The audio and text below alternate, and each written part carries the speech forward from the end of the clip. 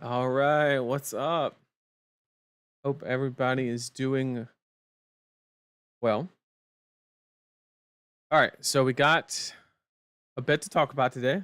It is the the normal tier list stream. We'll be doing our best to kind of analyze the meta, kind of see what's happening and ways to analyze it. But first, I hope everybody had an amazing time at their pre-release. I know I did. I had a ball. For those of you who don't know, for some reason, I have the most amazing luck when it comes to pulling cards um out of pre-release packs. I don't know what it is. I kid you not, this is my third pre-release in a row in which I pulled the Fable, right?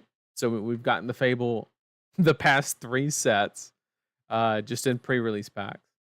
And the second pre-release I went to, I managed to walk away with a extended art traverse the universe. Probably one of the best looking flesh and blood cards I've ever seen. Just an amazing looking card. Yeah, I mean, just absolutely phenomenal pulls. I mean, what can you say, right? We take it when we can get it. So I've been super fortunate in in you know, in the pools. And not only that, but more importantly, right? I had a ton of fun playing the set. Absolute, like just a ton of fun, right? Um, say something for us commenter. I mean, it's actually become like a meme. This like by now, where like, all right, they're just like give Nathan the Fable, right? And like literally, I got like 2 packs as part of like the prize support or whatever at my store, and they were like, "Oh, Nathan didn't get the Fable," and then the last pack of the prize support was the Fables.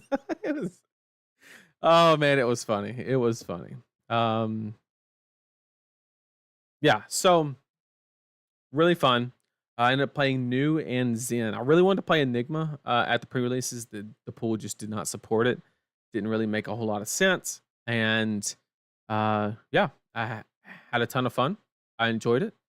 I got to see all the familiar faces as always. So we have an event that's coming up this weekend. If I'm not mistaken, it's somewhere in Canada. I don't know where. I'm sure somebody in chat would love to point it out where exactly it is. I just know that there is a battle hardened in Canada this weekend. Uh, one day after the release of the set, which is very interesting, right?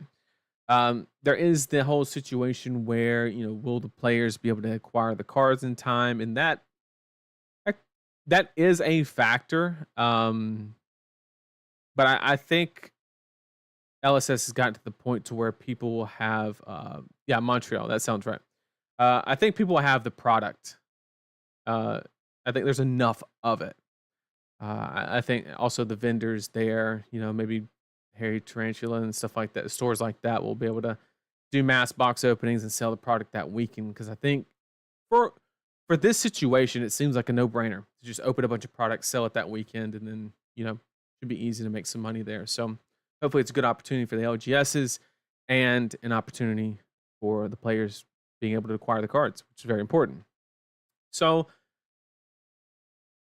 I am going to do a tier list as the title indicates, right? But more importantly, I'm going to try and take I'm going to try and take it a step further, um, because something I noticed something very interesting about my the evaluation of my tier list that I do, and that is, for example, one of the last one where Lexi was alive before she LL'd. A lot of people said that I was convinced of a meta that didn't exist because I thought the format would have to basically default to blocking Lexi out. That's like the only way it could actually combat her. And that was correct, but that was just the end state of that meta, right? Where we saw the fatigue briar and stuff like that. So I predicted it correctly. I just predicted the final state of the meta, which could prove valuable. But if you played in the tournament that first weekend, right, or Nats that was first up, because I think last year, US Nats was one of the last one. No, I think we were one of the first ones last time as well. But if you were in any events leading up to Nats, that meta prediction didn't really help you any, because I predicted the final state and didn't, I wasn't able to articulate the evolution to get there and how I think people will adjust and whatnot. So what I'm going to try and do, this is asking a lot, but what I'm going to try to do is every single hero I talk about, I'm going to try, I have like an overarching, I have it in my head how the meta will progress. And I'm going to try to fit each hero into that and try and say early in the season, basically, this will be a lot more viable than, say, later in the season. And try to differentiate so that way players playing early Nats get more value. Obviously, I used to be a meteorologist for the weatherman, whatever you want to call it, and that goes to say that the longer the forecast is, the more inaccurate it is, right? But I think I got a good eye for kind of like understanding the evolutions. I think I might just be too quick to get to that final state. So I'm going to try and do that for you guys. We'll see how successful it is, and we'll see where I'm right and where I'm wrong. If you disagree with anything I say, throw it in chat. I'd love to talk about it. I never claim to know everything. I just simply have logical reasoning, and I present ideas to you guys as best I can, and hopefully it ends up providing value. That's all I aim to do. And so since it's going to be a lengthy video because we got a lot of heroes to talk about, let's go ahead and talk about the tier list. Let's just jump into it. I don't see why. Let me get caught up in chat, make sure I didn't miss anything. Show me all the heroes I should play before I take Dash to Nets anyway. I mean, we'll see. We will see.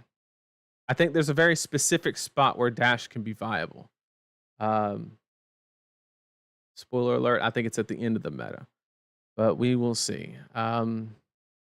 This one I'm excited for. Last time you put Kasai in B tier. I mean, she was good, right? But I wouldn't say that she was the marquee warrior. Not toward the end, maybe she won the calling, right? But I think overall, Dory had a better performance, and I did put Dory over Kasai. So was that factually correct? Like, if you compared it, it was correct based on the results. I think there's a debate to be had on whether Kasai was better than Dory, though. I will concede that point. This is the first meta that has gotten me off Warrior, and Warrior is decent right now. It's a very interesting point. We're going to dive deep into that. $5 for the Traverse. I'm going to have to pass on that. It's close, but I'm going to have to pass. The pre-release was my first in-person games. I pulled the Fable. Hell yeah. Colorful new helmet and Marvel Gray. That's insane. Insane. Organizers of Battle Hard in Montreal are def selling the new cards. Awesome. I pre-ordered my cards somewhere else, though, so won't get to play Enigma. And I know a few others in similar situation. Yep. I think everybody anticipated that happening a little bit. So let's go ahead and hop in to the tier list. I don't see why not. Okay. So here's the order in which we are going to do this. I'm going to go with these first 3 heroes, and I'm going to use them as placeholders to kind of give you an idea of that tier, right? Spoiler alert, I think Betsy's very bad. I think that any game that she had with like the naive list, you lose all of that because Enigma is going to apply urgency to the meta, right? And I just don't. And Nu's not going to help you out any. Nu's just going to be there to pick on you as well. Even if you turn your blues into defensive blues, then you're losing other matchups. Nobody nobody wants to like swap a defensive blue for a cranial crush. You're not going to extract a lot of sideboarding value by doing so. So Betsy is just going to be a dog in this meta. And Azalea is going to be a top dog. She still does something that is fundamentally powerful, right? She's disruptive. Yeah, we still cooking. You can cook all you want, Jason. But Betsy isn't it. Oh, Naib is my favorite deck builder in Fab. Like I love his concepts. He comes up with some very, very unique stuff. And yeah, Betsy just is not it. You can hard fatigue all you want. I just don't think you're going to get there, even with arm brace and fancy stuff like that. So, call me a hater right now, but she's not it. She's not it.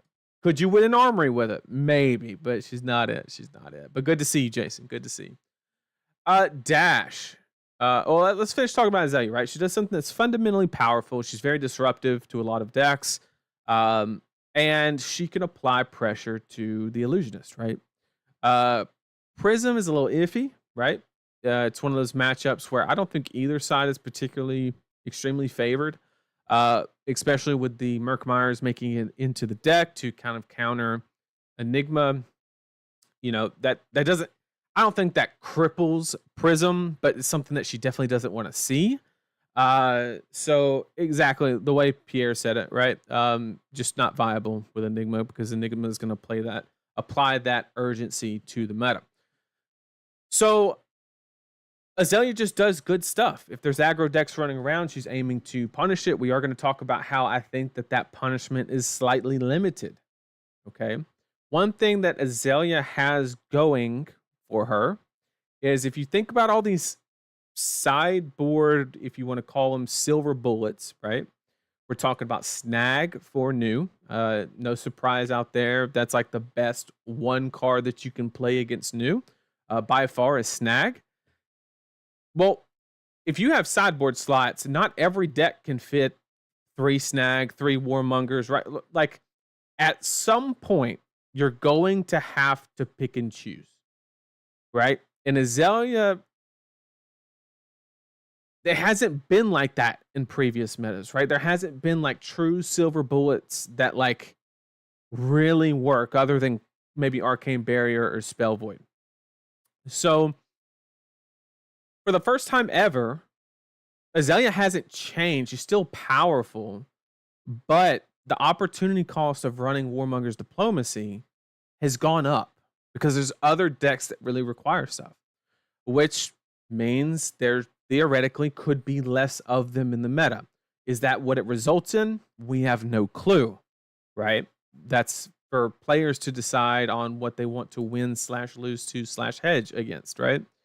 But it is something that we have to keep in the back of our mind that silver bullets have a higher opportunity cost because there's more of them. Okay, now we can also talk about Dash. Dash is another one, okay? Dash is very, very interesting, right? And when we start talking about I think this meta, let me start with like a macro concept before we get into Dash, because Dash is the first one that really changes from the beginning of the season to the end of the season, right? So at the beginning of the season, what I am expecting is people not to fuck around and find out when it comes to Illusionist. Okay? You're going to see all the Illusionists hate on the planet. Okay? You're going to see people playing Van Braces. You're going to see, I'm not saying that that's the counter, right? I'm not saying that that is super, super effective. We're going to get into those things when we talk about Enigma specifically. I'm going to give my opinion on those counter pieces. But what I'm saying is people are going to run cards that Enigma would rather not see, right? I think there's going to be a lot of hate. Maybe cards like Blanche, stuff like that Enigma really just does not want to see. And Prism for that matter as well. But I think the meta will shift. And it will... Illusionist players are stubborn. We know that. No offense if you play Illusionist. I'm just saying that most of them are very like hard-headed, stubborn, you know, like they really just want to play Illusionist, and that's fine, right? But I think we're going to see a shift in the amount of respect that Illusionist receives. And one of the best counters to Illusionist is Dash, right? Dash has the action point manipulation, the weapon, constant access to action points, to pressure the board. She just kind of has that natural kit, right? And so I think in the beginning, Darkodius feels attacked. You should be. You should feel attacked. But you didn't. I noticed, Noah, you did not say I was wrong. Oh yeah, I'm sorry. So Montreal is limited. You're correct. The PQ plus is what the event that we're referring to. But yes, you are correct. So I think Dash is a horrible pick for the first half of the national season. But I think it will end up resulting in a good pick. Okay? When Illusionists kind of find their footing, I think this will be a great pick. And so I'm expecting a slow start for Dash, but she will finish the season strong. I don't know about... No, I know she's kind of close to LL. I think she's floating around like 800 points. I don't know if she'll get it, get the 200 she needs, but like she'll finish strong. That's my prediction. Here in the second half. That's good. That's good. You're there then. So I just wanted to use these three heroes to start. From here on out, we're just going to go in release order, right? And big point of the order here. Prism and Enigma have literally polar opposite matchup tables with the exception of Guardian. Yeah. I agree.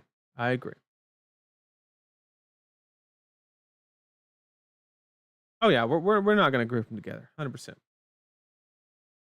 So basically, what we're going to do is, now that we have like an establishment of a baseline, kind of, you know, what we can start comparing things to, we'll just start from WTR and work our way down to MST, right? That is what we are going to do.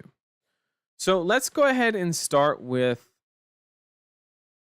Let's go ahead and get it out of the way. Let's talk about Bravo. I saw yesterday all I needed to see about Bravo, and it was basically Kel McCreath saying it's time to move on. You're talking about the guy who's been playing this deck for 5 years, probably, give or take. And when the most recent thing he was on for like the past half a year was like Aura Bravo, which is actually like, it's actually not bad, to be honest.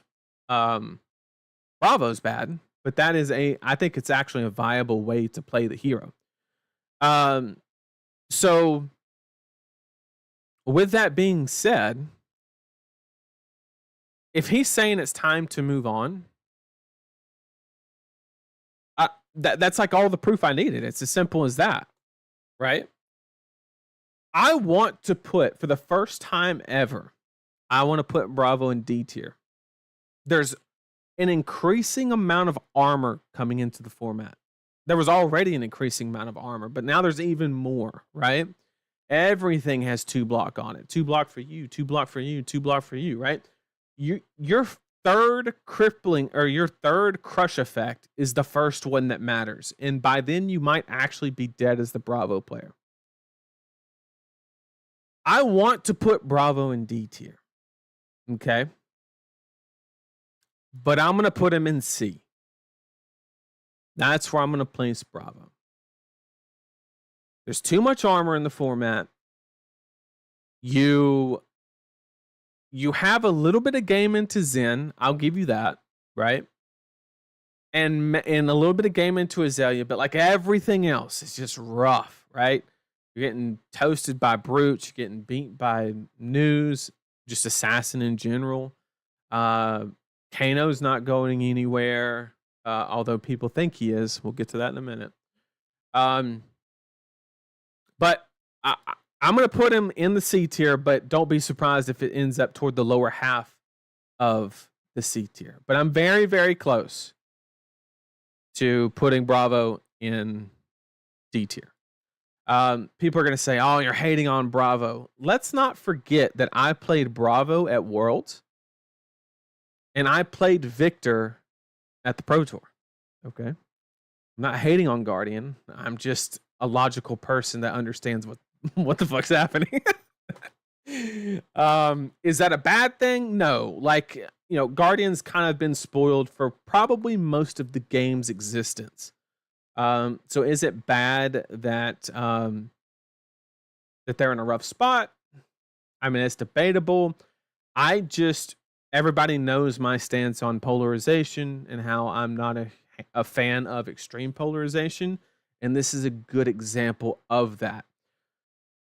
So that's where I stand. I'm going to put Bravo in C tier. Let's talk about Rhinar.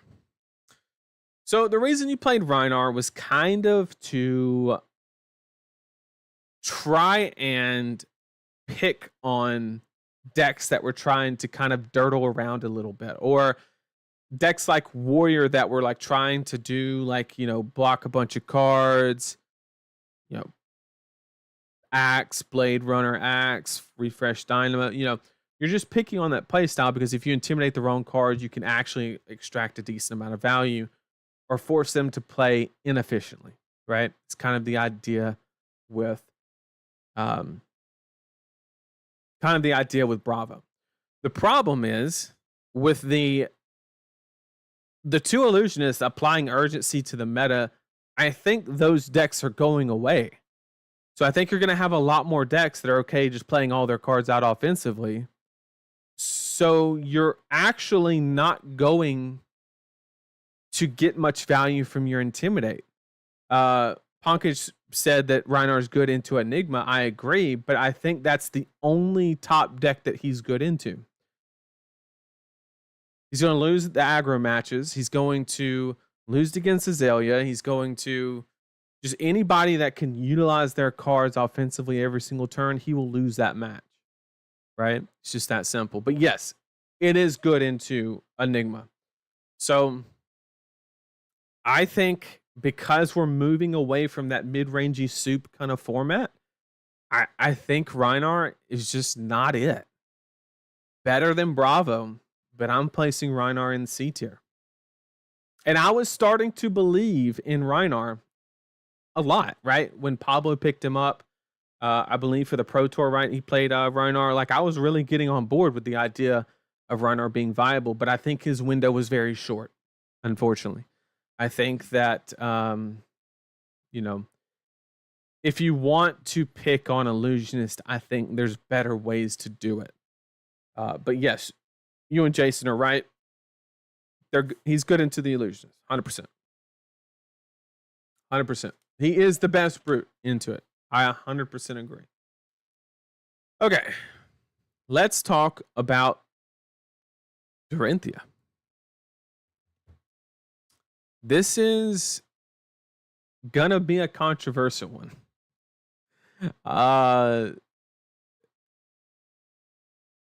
Actually, quite a bit. So, the most viable version of Dorinthia has been hatchets, right? Decimator Axe, throw that shit out the window. Those days are gone. I'm telling you. There's going to be too many aggro decks that have too much potential, right? So Decimator Axe, just throw it out the window. Never happened, right? So now you have a choice between hatchets and Dawnblade. Okay? And the I just the hatchet plan. If you have ever read Battlefield Bastion, that card seems like it was made to just shit on dual wielding warrior. To be able to cover up that first weapon and have the prevention apply to either reaction or the next swing is actually insane. It's actually insane. Noah actually said something that I was going to get to when we started talking about Enigma, but numbers no longer matter. Very well said. We're going to get into that when we get to the Illusionist section and how this game has evolved. When the set was first released or like spoiled, people were like, "Oh, this is the new Tales of Aria," and I was kind of like doubting it. I was like, "These people are overreacting. They're acting like they've never looked in their opponent's hand and pulled out a card before, and like just people acting crazy." It is. It is. This is the first set where there has been a definitive line of power creep, and I'm going to explain why when we get to those heroes. But the math just isn't there, right? So the optimal way, I think, is to play Dawnblade. We've already seen it in chat. Jason, Dawnblade. And the problem with Dawnblade, I know Josh's thought process. I can hear him on my shoulder. There's not that many D-reacts in the format. Let's assume he's right. Let's assume that the last Sync Blow ever played was by Arthur at the Pro Tour, right? The last one ever, right? No more syncs, no more fates. They're just gone. The aggro decks are going to outrace you. You can get your counter, but you know, while you're putting on that second and third counter, your opponent's going to be on their way to the restroom reporting their win. Okay? I know that sounds mean, but that's just a fact of the matter, right? It's just not fast enough. Dawnblade is good, but it's too situational. And why is Dawnblade not fast enough? Let's break it down. The answer is there's a bunch of armor in the format.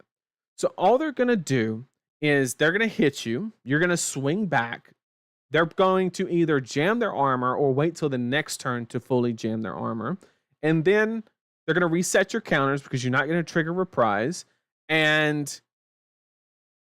Or they're going to disrupt you and do both, right? And then they're going to continue to race you and you've already started over. To be honest, I don't even think they need to reset you. I think most aggro decks in the format going forward can kill you before you get to your third counter. I think that's the game that we are headed to. And like, I think that, you know, I think Dawnblade is the best way to play the deck, but I am in no way saying it's good. I'm going to put Dory at the bottom of B tier, and depending what other heroes go, could drop it to C, to be 100% honest. The only reason I like Dory here is she beats Kea. But with Sash, I don't know.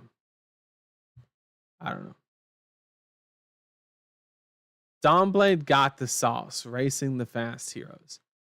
Dawnblade Dory's not racing Zen. There's no shot. He just jams 7 on your first counter, grabs a free card, and kills you. Like, I don't know how else to put it. I'm going to say that one's cap.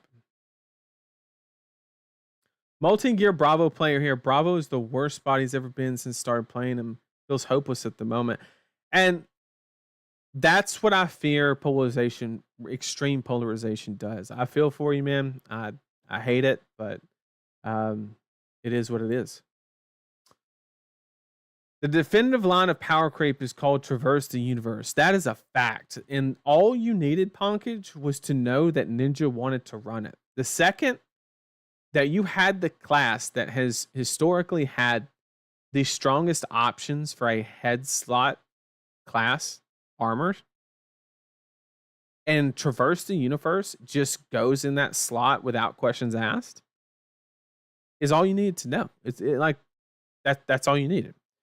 Tails created 3 heroes that were so unbelievably above quality that saying this set is Tails 2 is absurd to me. Without Traverse, what's the point of saying without Traverse? It's a card, it's here, it exists.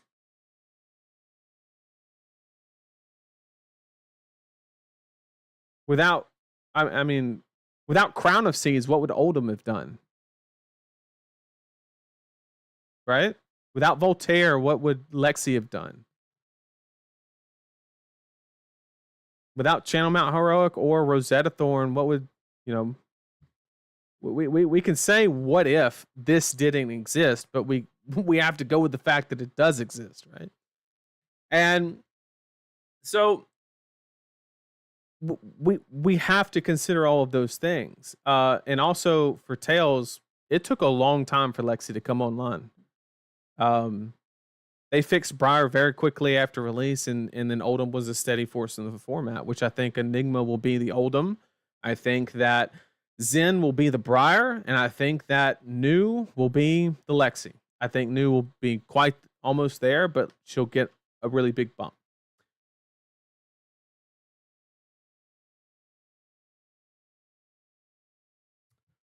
Just put Dory in WTR tier if you know you want to.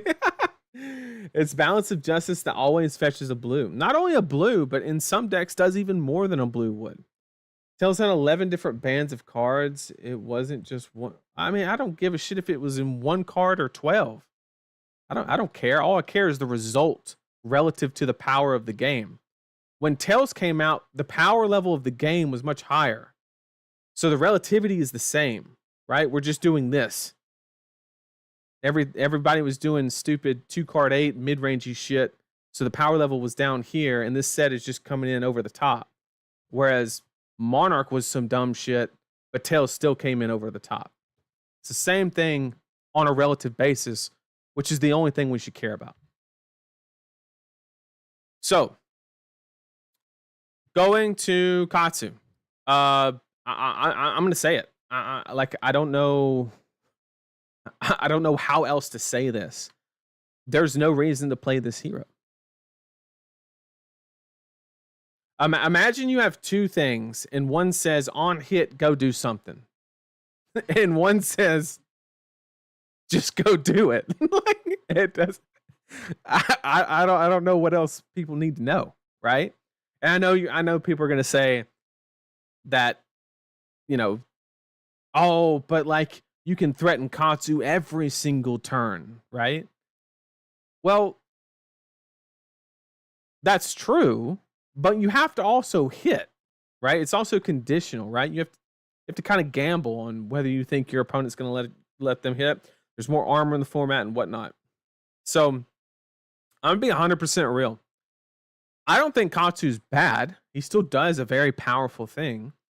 I just think that there's it's like the Arachne kind of situation with Azuri and Arachne, where like toward the tail end, like Arachne wasn't horrible, but there was just no reason to play him. Azuri just did it better, right? Nathan, stop the thing. Stop saying things I agree with. That's not why I'm here. Say something dumb or goofy. Translation based. Katsu can't play on 2-card hands and send 10 damage like Zen can. Absolutely. Zen blocks better. He hits. I mean, like, he doesn't have to hit. Like, it's just better. Traverse is the most powerful headpiece that exists in the current CC format. Sam, I 100% agree. That's why I pulled an extended art. I just had to brag one more time. Sorry. So, I'm going to put Katsu in the exact same situation as Dory, where it's at the bottom of B, depending on how things shape up, he could drop down to C. Like I said, I don't think he's bad.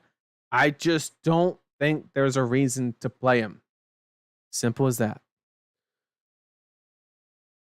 Woo Viscera.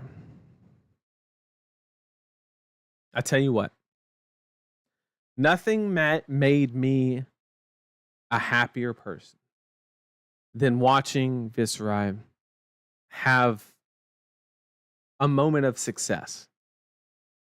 Both with the more aggressive version, there were a lot of good PQ wins. You had Chance and Daggers that was doing the turtle burst method. I think Chris Lyalley's team was also doing that at the Pro Tour. A lot of good innovation with Viscera. And I'm here to say it was short-lived.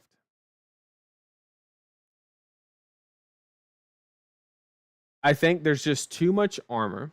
I think people have gotten used to what's happening. They're realizing that their armor is worth more than AB because they can prevent your more damage from hitting on your ascendancy, therefore effectively ABing, right? And the format's just too fast. You get blown out by Zen because of one piece of equipment. You just get your Zen state token and block all the rune chants. And his moment in the sun was so small, and it's so sad because he was like just coming back online and just getting there, and he's right back down. He's right back down. God, I hate it. I hate it so much. But it felt good to be in that top 8 of that PTI event, or Pro Quest Plus, whatever they call it now. That was a fun event. I had a lot of fun playing that event.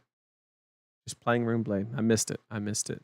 But we go back into the waiting room, wait for him to get his next specialization that we probably won't use, and see where it takes us.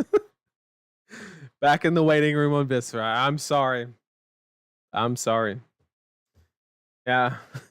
From Woo Viscera to, I don't want to say boo. Just not his moment. Not his moment.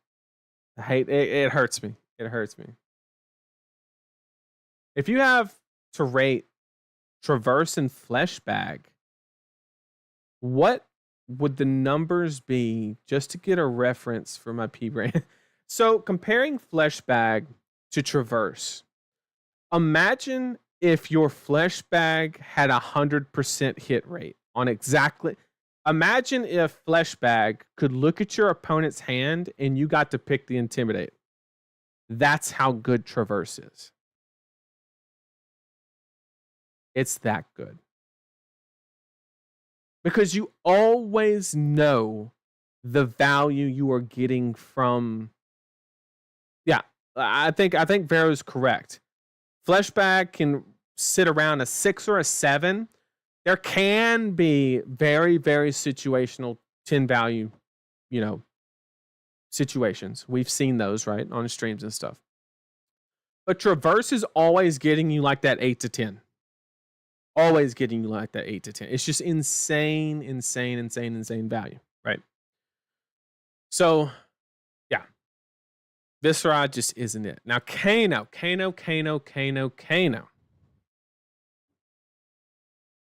an interesting one. This one is so everybody's down on Kano right now because of Enigma, saying it's a bad matchup. And against the bad build of Enigma, which most people are defaulting to first, right? Because they haven't quite figured out what I think would be the optimal way to play the deck. They're saying that it's a shitty matchup, like a 0%er. And they would be correct into that type of deck. But what I think that Enigma players will, I don't want to say final state, because what what always happens is you get what is the quote unquote best version of the Enigma deck, and then you get some aggressive offshoot that wins the mirror match, right? And I don't know how that's going to play into the Kano, but what the trajectory is for the current quote unquote best build of Enigma, Kano is actually pretty decent into it. I don't want to say he's favored. I'm just saying it's a game, which is all Kano can ask for. So I'm going to put Kano in A tier. That's where I'm going to put Kano. I think just like Dash, he's going to have a very slow start. But then once, I'll put it this way, after the first really, really good Enigma deck list gets either put on fabtcg player or wins an event or whatever the case may be, right? Did I say fabtcg player? What is wrong with me? The fabtcg website. I hope I didn't say that. But once the first deck list goes on there and people are playing what is assumed to be the best version of Enigma, that is when Kano will really start performing. So just like Dash, I'm assuming a slow start, but quickly ramp up. So if you're the first week of Nats, I probably would try to stay away from Kano a little bit. But toward the tail end, I think it's an amazing pick. Or a better pick, if you will. Because some people will still be on the Ward 1 billion package in Enigma and not realize that maybe that's not the way you should. Let me get caught up in chat. Kano loses to Enigma. I mean, we talked about that. We discussed that. Can't wait for chat to blindly say Kano loses to Enigma. Kindle tier. Yeah, I mean, yeah. I think Kano's an A tier. I'm a believer. Kano gained a bad matchup, but also got another card, and every Kano card that makes the deck much more consistent. He's also going to play Waning Moon. Yeah. I don't even know if you need Waning Moon, if I'm being 100% real with you. Best version of Kano is Brainstorm. I'm a hard disagree with that, but I respect it. I respect it. I think also the interesting part about Kano is actually the new matchup. That's a very interesting one. I'm not 100% sold on which way that should go, but it's very interesting, I will say. Very interesting. Okay, so that finishes up for Arcane Rising. So let's go ahead and hop into another worse warrior. Raiden Bolton. I would challenge you to name a worse deck. No, it's not that bad. But you're never getting your hero, your blank text hero against Enigma, right? And you still lose to Azalea. You cannot compete with Zen Speed. Sure, you're going to farm KO. Congratulations. And you're going to farm Prism. But there's just nothing here for you. If you think your whole Nats is going to be Prism, like, bring Raiden Bolton, right? And then combo. Every other day, they print a card that destroys something out of Arsenal. So every day that is becoming scarier and scarier. Azalea is not a deck that you want to play against. Enigma can just establish a board and kill you before you even get to the combo. And then if you do combo, they'll just block it out with the ward that they've been building all along. Just not good. Not good. So Bolton, he's going to be hanging out in C tier. I don't know what else to say. It's just not a good pick. Simple as that. Once again, I'm not a Bolton hater. I literally just won what was it, a RTN on Bolton? I took him to an RTN, and we did well. So now we're going to do Leviah. Okay? Anybody that's been watching the tier list streams recently the past few, I've been very high on Levia, right? Has she performed that well? No, she really hasn't. There's been some really like top performers, right? But like, I think she's really good. The Shadow Realm Horror card and Sash combined changed the deck just enough. Yeah, quote unquote won. Yeah, we did split the finals. That's correct. So the Levia, right? Shadow Realm Horror plus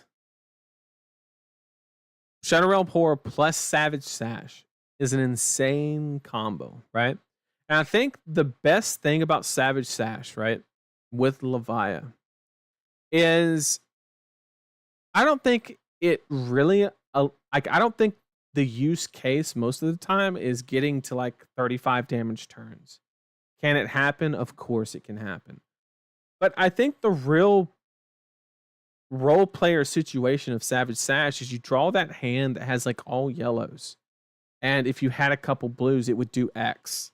And you get Sash allows you to get to that potential, right? No matter what you draw, right? So you basically get a get out of jail free once a game, right? In regards to pitch, right?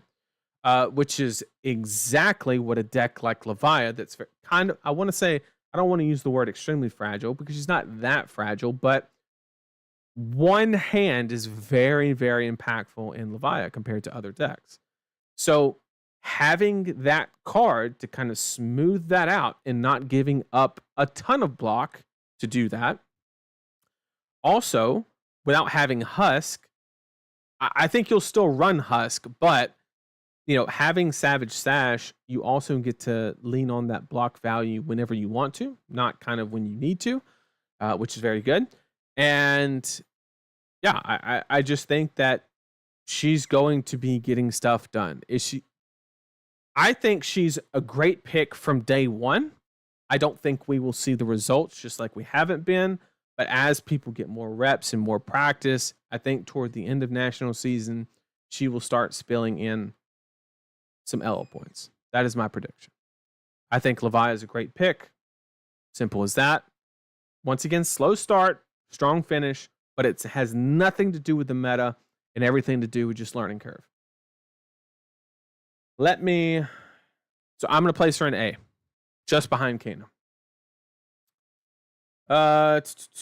Death taxes and Nate putting Levia in S tier. Yeah, I got her in A tier. I agree. People say this about Levia every set. Yeah, but those cards are insane. Sash gives 4 less block, but it gives you 2 resources and graveyard field. Yep. The graveyard field is not to be underestimated. Not underestimated. Isn't she terrified of new? I think it's one of the decks where you do have to invest in 2 to 3 copies of Snag, and you do have to respect it.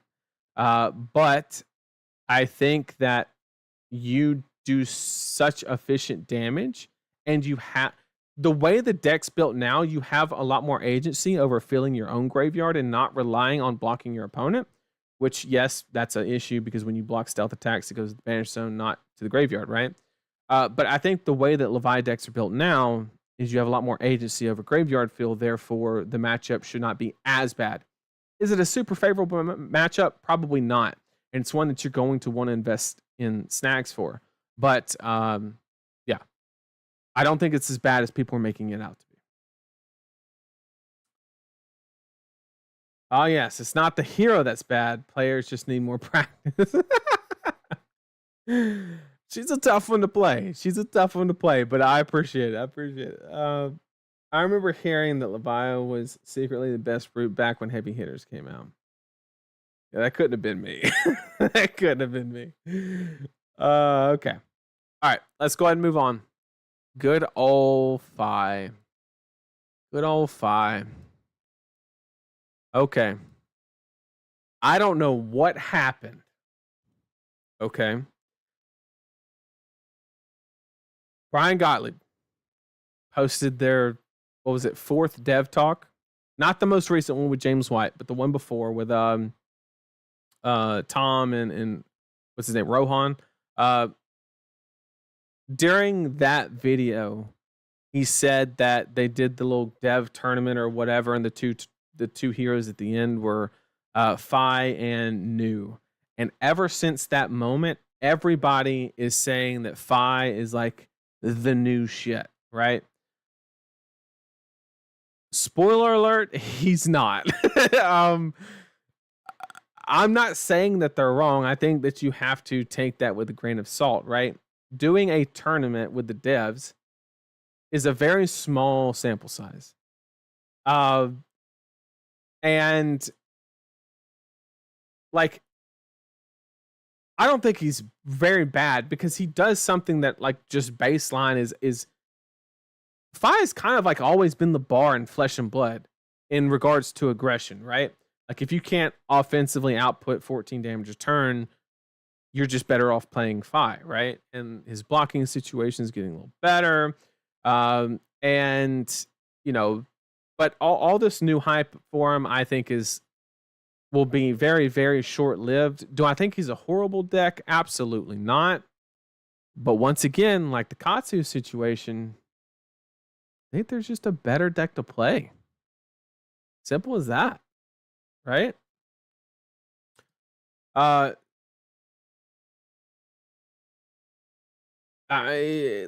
just don't see it.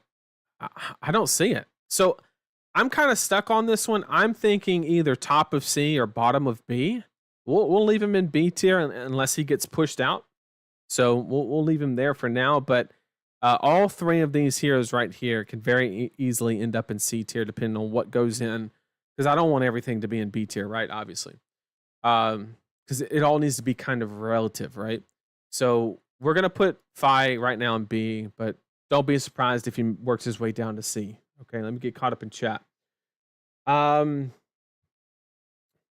got 230 in chat. I want to say thank you guys for joining me. I really do appreciate it. I think the record's 250. So let's break that. Let's break that. So Fi might be worse than Release Azalea. I mean, he does something that's like fundamentally good, right? Finds a second cycle here. His most recent video, he re-emphasized the Fluke interview. He said that when he meant that it wasn't second cycle, it was cycles, as in pitch values. Fi was the hero that James White realized that there should be multiple pitch values, like red, yellow, and blue. Fi is a true ninja. Don't you dare respect the Riptide when you get there. We'll see. We'll see. All right. Arachne. No change. No change. You get dumpstered by the Illusionist still. Well, you're probably actually okay in the Prism, but Enigma's going to destroy you. Simple as that. The fast decks can just disrespect you. You're not going to be able to mill them. They're just going to kill you. Who exactly? Exactly. No change on Arachne. I just can't spend 20 minutes on that justification. It's just I mean, if we ain't figured it out by now, then sorry for the three people that play it. But now there's two heroes that give you a reason to not play that hero. Although the mask is cool, what can you say? What can you say? What can you say? Yeah, he needs some milk. All right, Azuri. Azuri is a tricky one, right? Because I'm really high on Azuri. I think what she does is powerful in this meta. People are trying to use all their cards offensively, and Azuri just basically tells you that you're not going to do that, right? Here's the problem. The problem is that I think that on like normal 4-card hands, no arsenal, a lot of the heroes that are aggro that you're trying to actively disrupt with your disruption can just kill you with a 4-card hand. I think that's like, I think that's the piece that nobody wants to hear, but it's just the truth, right? I think Azuri does something that is fundamentally good and actually pretty decent into the meta, right? Good into Azalea, bad into Kano, okay into Leviah, but I think Leviah can just, I think she has enough burst to where if she just gets that one good turn, you're going to be on the back foot. And I don't, and then also you have, like mentioned in chat, New is going to challenge that, right? Azuri very well could be in that situation where she's not bad. There's just no reason to play her because, you know, you have New, right? And we're going to get into that discussion when we get to New, right? But as far as Azuri goes, I think she's fine. I'm going to put her probably here in B tier. I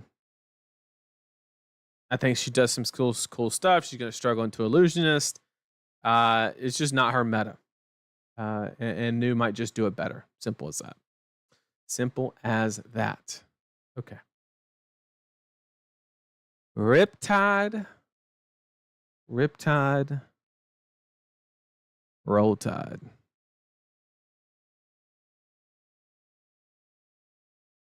I'm going to be honest. As everybody knows by now, I'm a fan of Riptide. I played him for 24 hours. Huge fan, right? Real dedicated. Basically an expert, right? No, I'm not an expert. But I can respect what the hero does. He does something that is powerful into these heroes, right? Can be very disruptive into Leviah. Can push Leviah, basically force Leviah into, if she wants to flip at a certain point, she has to basically block out and do a flip without presenting anything, or she runs the risk of having traps dropping her below the threshold of 13. So Riptide is a very, very interesting pick for this meta. I think he's on approximately a 50-50 with Azalea.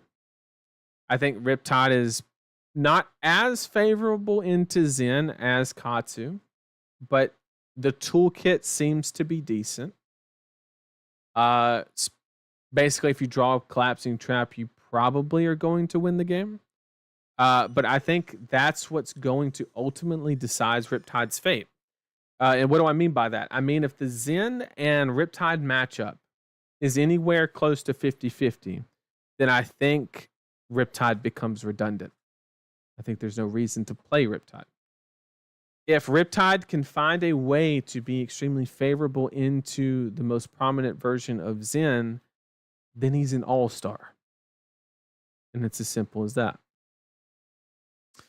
So also with Guardian, like Jeff mentioned in the chat, basically with Guardian leaving the format, that's very good for Riptide, right? You no longer, you can actually probably just disrespect those hedges and add even more fuel to the fire as far as the other matchups.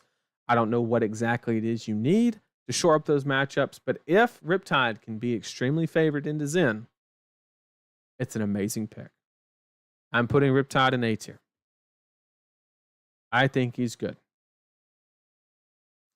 I think he is great. But once again, all of that hinges on the Zen matchup. All right, everybody, we did it. We got to 254. Thank you guys for joining me. That's the new high. I appreciate it. It means the world. Thank you guys. All right, so Riptide.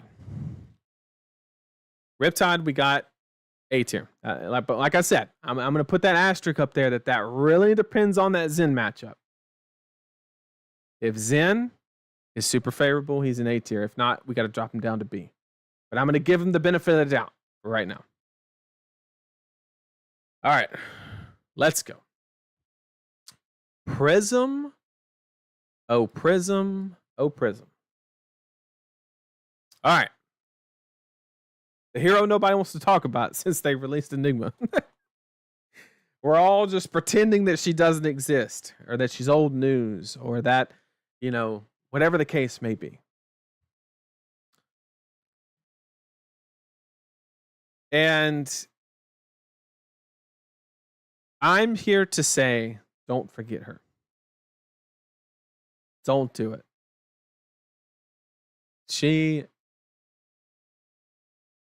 She's still really good. She's not going anywhere, right? I think the one thing that's up for debate is like how she lands in the Enigma matchup. I think, and I don't know the answer to that question, right?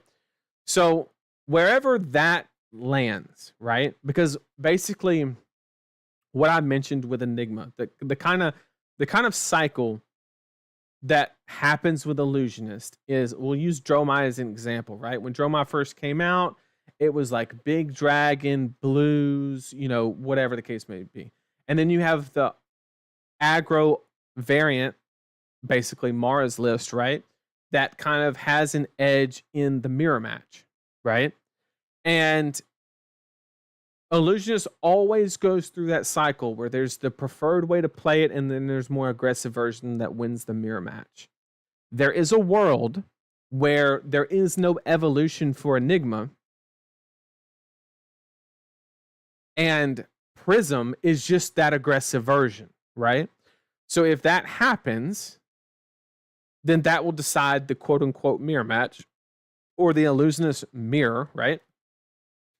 And she'll be even better. So I'm going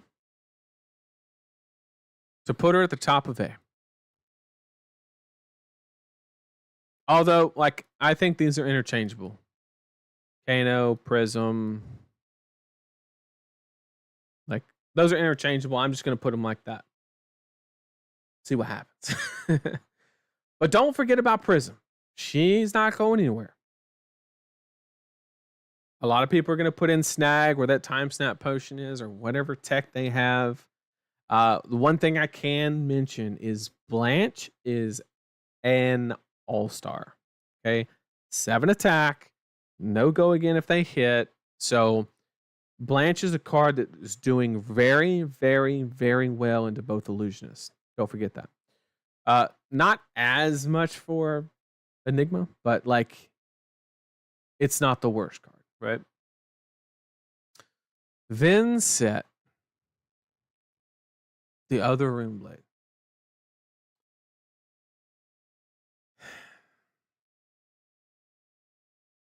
You guys are knowing where I'm going with this.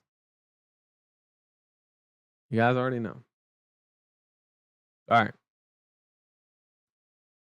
Vinset has unpreventable damage, which clears ward. Very good into Enigma. The problem is she has nothing else. Like, I mean, it's as simple as that. I'm not going to disrespect her and put her in D tier, because I truly don't believe she's that bad. She does something that is very good on an aggressive front. And she has a neat little aspect about her that is good into Enigma. Just clear that ward, whatever the case may be. The problem is the aggro decks are getting so good that they're able to just bully her, right? The one reason to play Vinset was, you're really good into the aggro decks because of the Mavon hits, and you have so many hit triggers with the Rune Chants and the Deathly Wells and stuff like that, that you can create this good engine, right? And actually outrace the aggro decks. But you would just lose to people that didn't interact with you and just fatigue out and stuff like that, right? But now, I think Zen's just going to blow you up. All the aggro, Azalea is going to disrupt you, make you irrelevant. Like, you're going to beat up on the Illusionist, correct? But you're going to lose to Kano. You're probably going to lose to Levia. You're going to lose to Zen, Azalea. All of the top heroes that I have, except Illusionist, right? So I'm going to put Vinset at the top of C tier currently. I think that she does something that is okay powerful, somewhat powerful. But at the end of the day, I think she is best played aggressively, and there are a lot better aggressive decks. Simple as that. And you never, ever in a TCG want to play aggro deck number 3 or 4.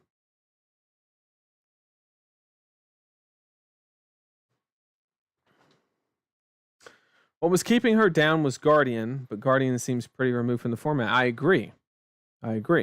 But also the inclusion of better aggro decks that have just the flat out ability to outrace her. So I'm going to put Vincent in C tier.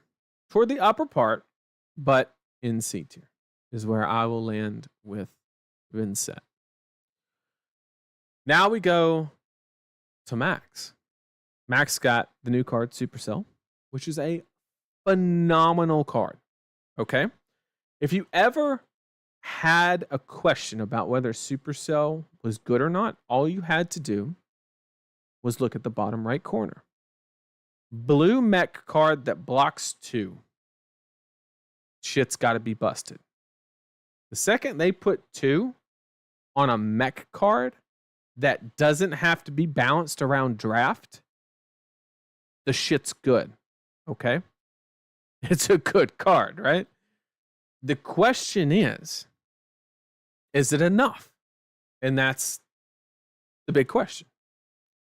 And I will say that the one thing that Max has going for him is that the brutes have other problems, right? In a world where the brutes are starting to find room for those snags, for the 7 powers, the numbskulls, all these other tech cards that they need, right? The temptation to take out those smashing performances that blow up items starts to get more enticing. Now, there is still a lot of application for smashing performance. You can blow up E-Pots for Kano. It allows manual graveyard field for a Levia. There are a lot of uses. All I'm saying is that I can guarantee that from the Pro Tour to Nationals, there will be less item destruction in the format. I don't know if it's by 50%, 10%, or 90%. All I know is I can guarantee you it'll be less. And that does nothing but help Max. So less item destruction, bomb-ass blue card. That's 2 positive things to go for Max. Is it enough? Probably not. I think Zen's going to kill you before you even think about your mech transformation. I think that Azalea is going to prevent you from getting it. I think that the Illusionist, you're going to farm the Illusionist, which is fine. Kano's going to farm you. Levi is probably an interesting one, depending on, but, let me get caught up in chat real quick. Our new 1-for-5 card is pretty good, honestly, but not enough. I agree. I think RuneGate 1 is phenomenal. It just isn't enough. It is not enough. How much better does Supercell make Max, though? Yeah, it makes him better, but I question whether it's enough. I agree.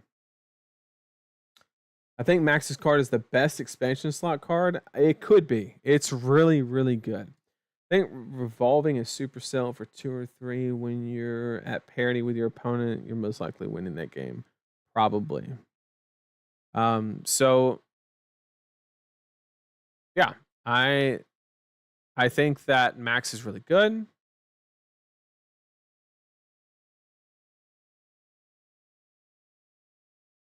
Max versus Kano is pretty Max favored. I'm not super familiar with that matchup, but I don't know. So I'm gonna put Max up here. I might be giving him a little too much credit. Maybe below 0. I might be giving him a little too much credit. But all I know is the card does something powerful and there's less item destruction in the format. So I think that there is a reason to play Max. now more than ever. Is it a strong enough reason? We will find out. We will find out. Okay. Now we go to Dash IO. Okay. Dash IO. What is actually probably widely debated, but historically one of the best aggressive decks in the game. I know a lot of people would probably disagree with that or be like, you know, but I'm saying in the recent metas, as far as just like straight line aggression, it's one of the best to do it because you can gain life, present a bunch of damage on hits, boom grenades. Although the most recent versions really don't play that many boom grenades because there's a lot of armor in the format, but there's just a lot of raw aggression in that deck. I just don't know if there's a reason to play her, if I'm being 100% honest.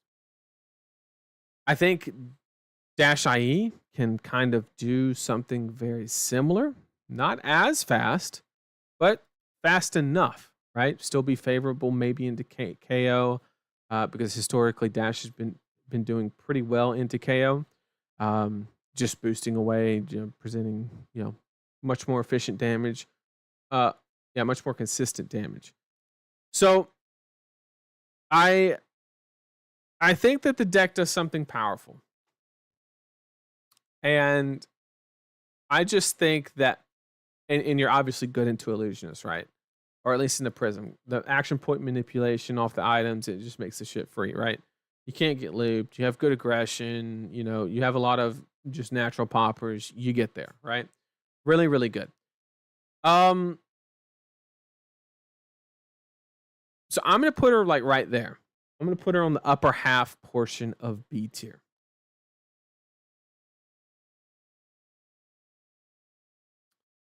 Kano has to stack to beat Max. Okay, yep. So sure. I agree with that placing, but I don't think the gap between him and Dash is that bad. Yep, I think Dash is the best mech. Good IO pilot. I agree, but I think old school Dash has a little bit more game into. I mean, you might be right.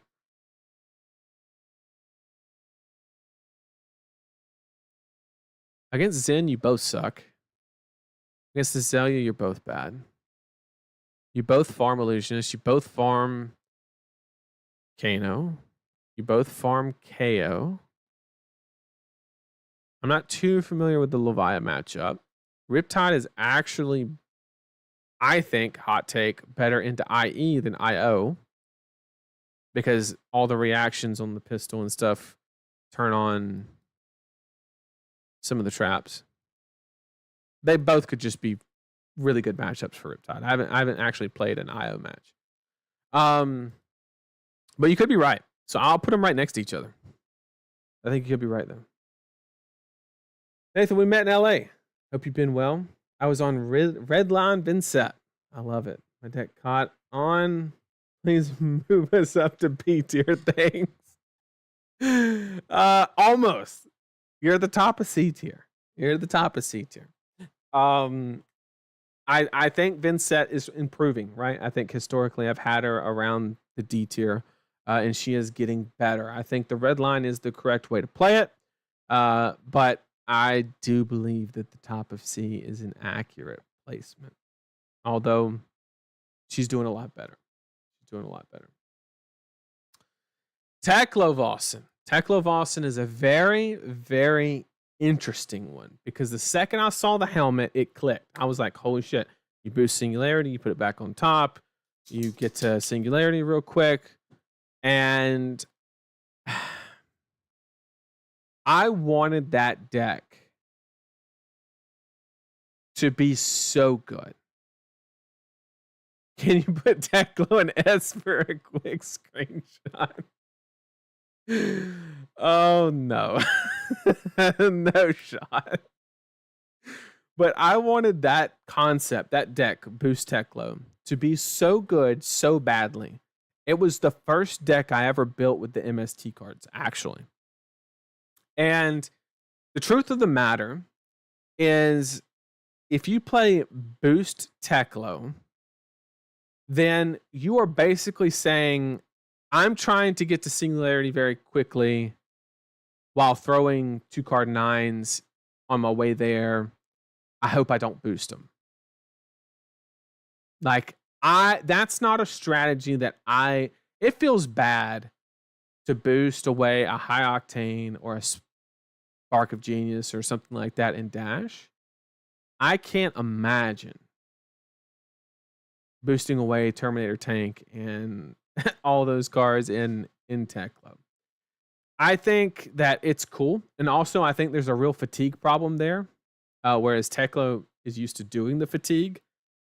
I think if you go into that boost strategy, I think normal decks that just have a lot of 3 blocks can just fatigue you. But being 100% honest. Because when Teklo used to fatigue, it still comes down to the wire where like you don't have that many cards left in deck. So if you're sitting there boosting a little bit, it gets a little risky. All that to say, it opens up a new way to play the hero, which is amazing, right? Because now you can at least have the illusion that you can beat an illusionist, right? You won't, but at least you think you can, which I think is very important for the game, right? On a more casual level, right? Instead of losing 40-0, you'll lose 37-0, which is very, very important. And I think it's very cool. Opens up a new play style, which is nothing but a positive. I just think from a meta competitive perspective, it's not enough. It's not enough. The arcane barrier on it, anybody that's saying that arcane barrier equipment is actively doing anything against Kano, funny. They're going to kill you before you equip it. It's as simple as that. They just are. Or they're going to stack you, and then it's going to become irrelevant that you even have it. So pick your poison, right? So Teklo, there just isn't a lot of reason to play him. I had really high hopes for Teklo. I put him, I want to say, like top of B last time or something like that. Like, I was high on him. And when people were doing the dirtly stuff, like he was looking really good, but now everybody's moving off of the dirtle, right? We're anti-dirtle right now because of Enigma and a couple other decks. So, yeah, I don't see it. Now we move on to heavy hitters. Let me get a quick drink of water.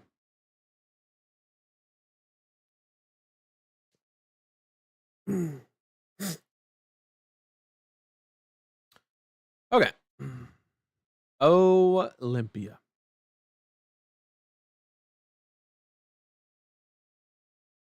Olympia. I'm sorry, Josh, but there's no reason to play this hero.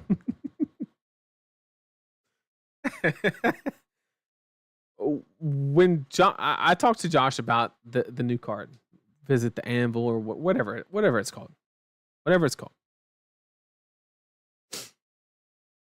and he was like, "Think about the possibilities." And I was like, "You have to give up a lot of sideboard slots to put all that equipment in that you're re-equipping and stuff like that." But like, let's assume that if you added more of one copy of equipment, it didn't take up a sideboard space. Let's just assume that it didn't have any opportunity cost associated with the card. He said, okay. I was like, all right, you're playing a card, losing your action point. Bam, that's a value of 4. Then you're giving up a bunch of gold, which could be used on a cash-in or on a bunch of other things to go re-equip armor.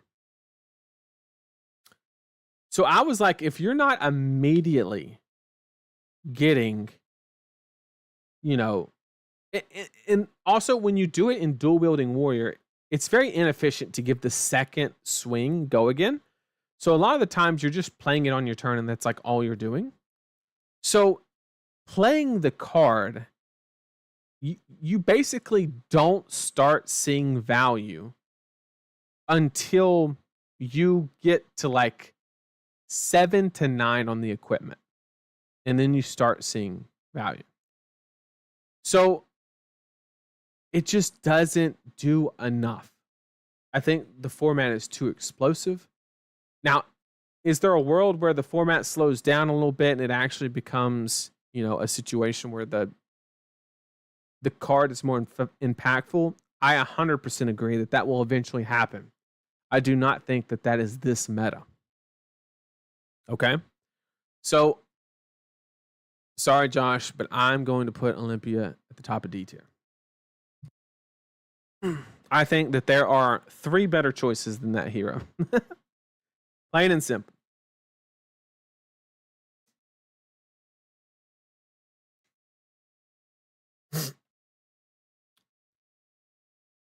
Block 9, gain 9 block in armor isn't enough. Well, you accumulate a bunch of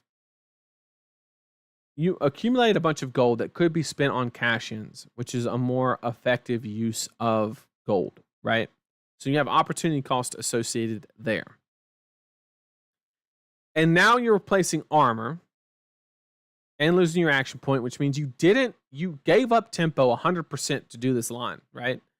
And yes, you're going to get your 9 block back, but then you're just going to basically the next turn to reacquire any form of tempo, you're just going to reuse the armor. So you're basically buying back the armor just to use it on the following turn to get tempo, where if you didn't play the damn card in the first place, you would be in the exact same tempo state, if you will, right? So yeah, I just don't think it's that great. It's as simple as that. I don't think it is. All right, let's talk about KO because it's pretty low-hanging fruit. Sash, upgrade. Blue card out of the armory deck, rough shot or whatever it's called, upgrade. The red card that attacks the arsenal, if it's an attack action, upgrade, possibly, depending on what you need to fit in the deck. He got nothing but upgrades. He was at the top, and nothing is really pressuring him downwards, right? Anybody that thinks that the KO match into Enigma is good is delusional. Kano is still pretty decent into you. Your Azalea matchup is kind of close to 50-50, probably slightly unfavored. But you're basically 40 to 60 into everything else, right? Or you're like, you don't really have a lot of bad matchups. Everything is a game with KO, right? You put KO in D tier for a quick screenshot.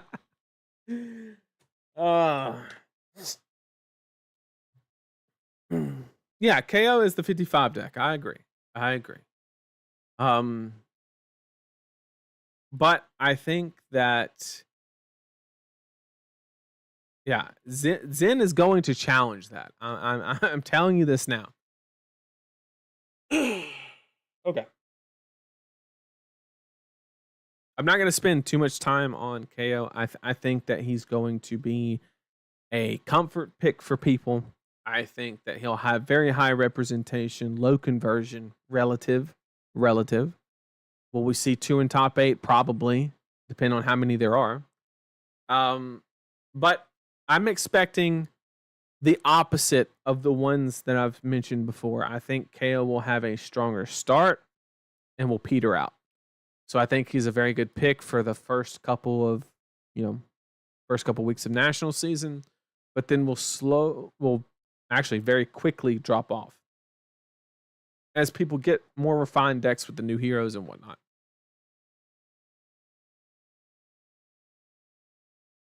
Let's talk about Victor. Victor is the last hope for Guardian.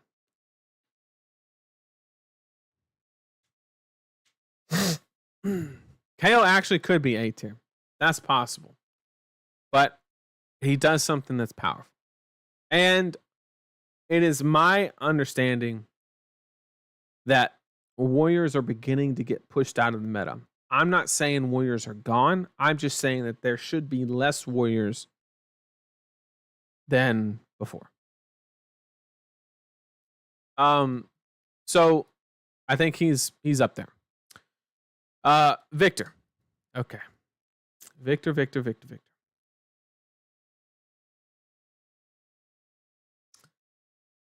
I think that Victor does some powerful stuff. The fact that Clash triggers on the aura swings because they count as weapon swings with Enigma, if my understanding is correct.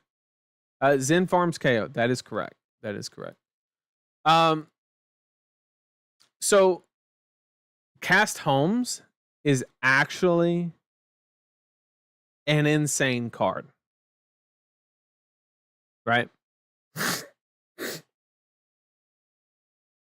Actually, Vero has a good point. If you're mid here, you're not even that great here. You're not great here. You're not great here. You're not great here. You're kind of mid into all this. I think we have to drop KO. Yeah, I had to ask myself. Like, everything that's up there, you're just not that good into. We're going to reevaluate KO when we put the rest there to double check that. But where things currently stand, like, you're just bad into all this. You're not good here. You're not good here. You're not good here. And you're not good here. Yeah, he's bad into the rest of them. So he has to be A tier. And he does something that's fundamentally strong. Don't get me wrong. But, like, yeah, now that I look at it, he's just not doing powerful things into the field. God, is he really that low? No shot. No shot. What are we doing? What are we doing?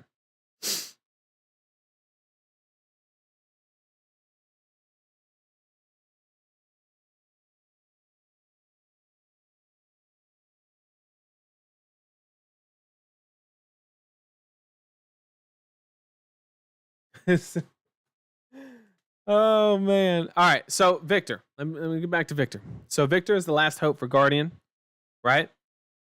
And with Guardian, you obviously have,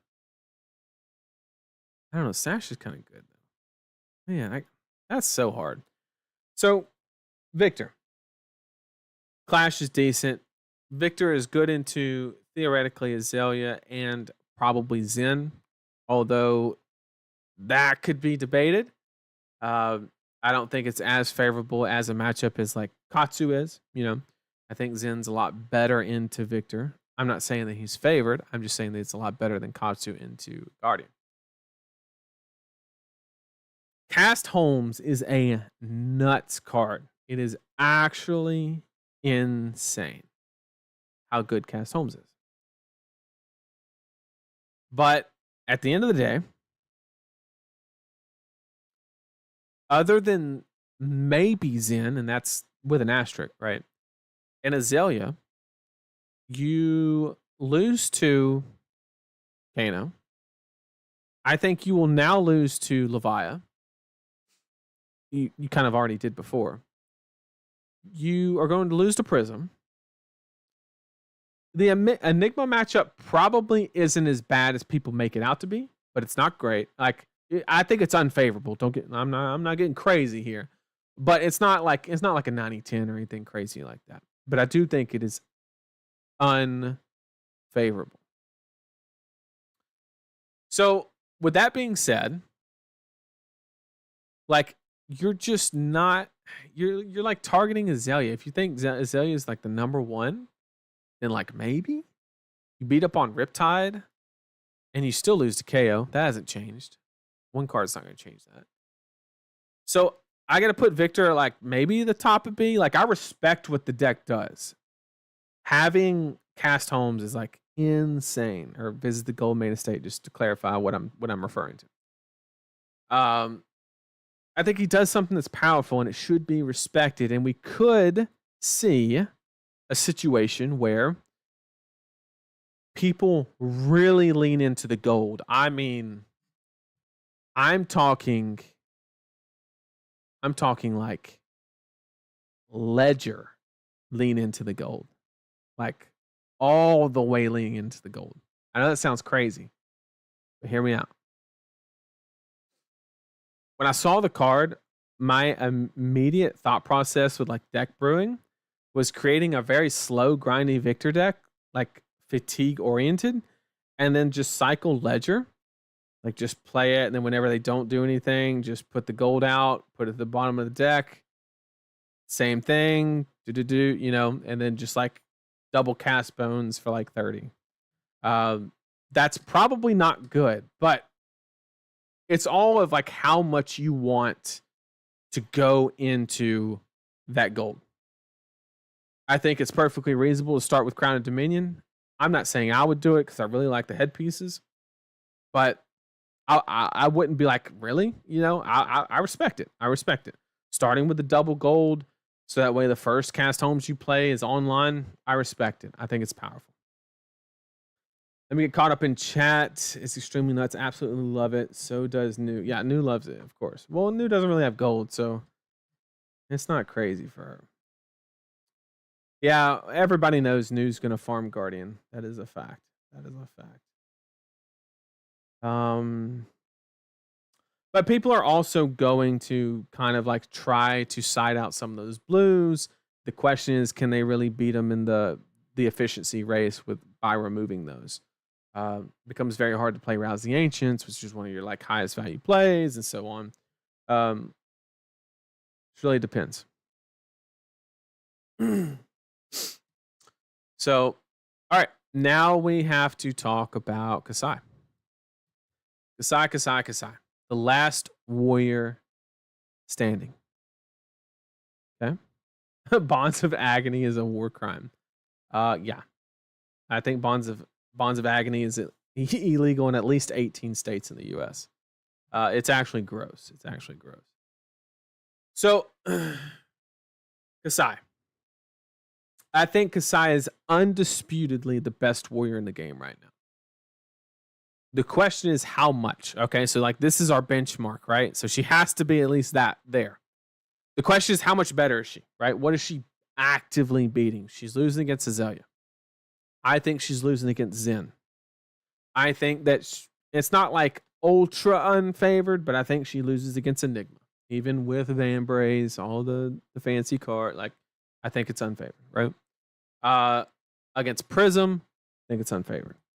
Kano, unfavored, right? But then everything else you start getting really good into, right? It's kind of, to be honest, Kasai is kind of like in that KO situation where you're not really killing anything at the top. But you have Bolton over Kasai.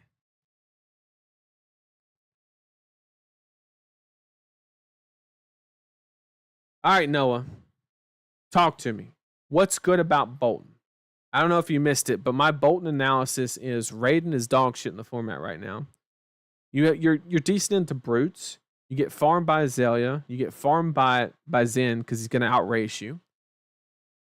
You have no hero text into Enigma. You farm Prism. I'll give you that, right? You farm Prism. If you run the Soulbound Resolve, which you would in Raiden, you're favorable into Kano probably. But then the rest you just kind of fall off, right? You auto lose into Riptide. The victors aren't there to punish anymore. Like, I don't know.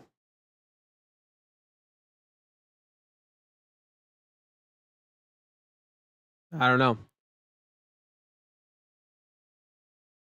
I think, yeah, I'm not a fan of Kasai either. Like, she's not going too high up there, but I'm just saying that, like, I think that she is the best warrior. Because I think that Raiden is the appropriate way to play Bolton right now, and it just does not fit into what the game is trying to do in this current moment in time. Once the Bolton deck comes out, which is post-national season, it's a whole different ballgame. The defense reaction card that allows you to charge has synergy. If you get like a unity effect, if you play two of them, you got, the boots are insane. I mean, like once the Bolton deck comes out, I 100% agree with you, Noah, that Bolton is the best. But where things are currently right now, I think Kasai is better. So I would have to put Kasai probably there. I would probably have to put Kasai somewhere relatively there, which means we got too many here. We need to go there and so forth. Tied with Victor, sure. Yeah, I mean, that's kind of where I have. Yeah, Bolton Farms Victor. I 100% agree with you, but where is Victor? Chat, we broke 300. We broke 300, chat. Thank you for joining me. I do appreciate it. I really do appreciate it. So I know why we broke 300, because we're about to go over the new heroes. No pun intended. No pun intended. All right. So we got to go over the new heroes. Okay.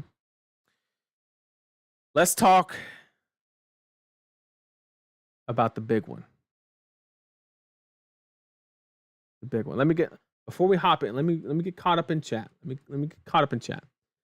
Tie with Victor, sure. I don't think I've ever lost to a Bolton in my games as Victor. MST time, boys. Why would Kasai be better than Dawnblade Dory? Because I think that she can accrue overall value. I think the game is faster, but I think she has the tools to actively slow it down and extract more value, whereas Dawnblade can just be outraced. The main reason Dory is stronger than Kasai is that Kasai is too predictable. Dory can present 3 different game plans. Well, Josh, the Decimator Axe is invalid in this meta, I believe. That's my opinion. And the Hatchet Dory is now just worse Kasai. Now that the meta has kind of evolved the way it is, right? I think you get too much value from Blood on Our Hands and Raise an Army, to where there's an valid argument of have the game sped up so much to where do you actually get to the point to where you extract value from those cards? That's a conversation to be had that I would respect. But Dawnblade, I'm gonna be honest, I think you can just like ignore it. Like I truly believe that the aggro decks in the format are so strong that you can just ignore it. Let's talk about Zen.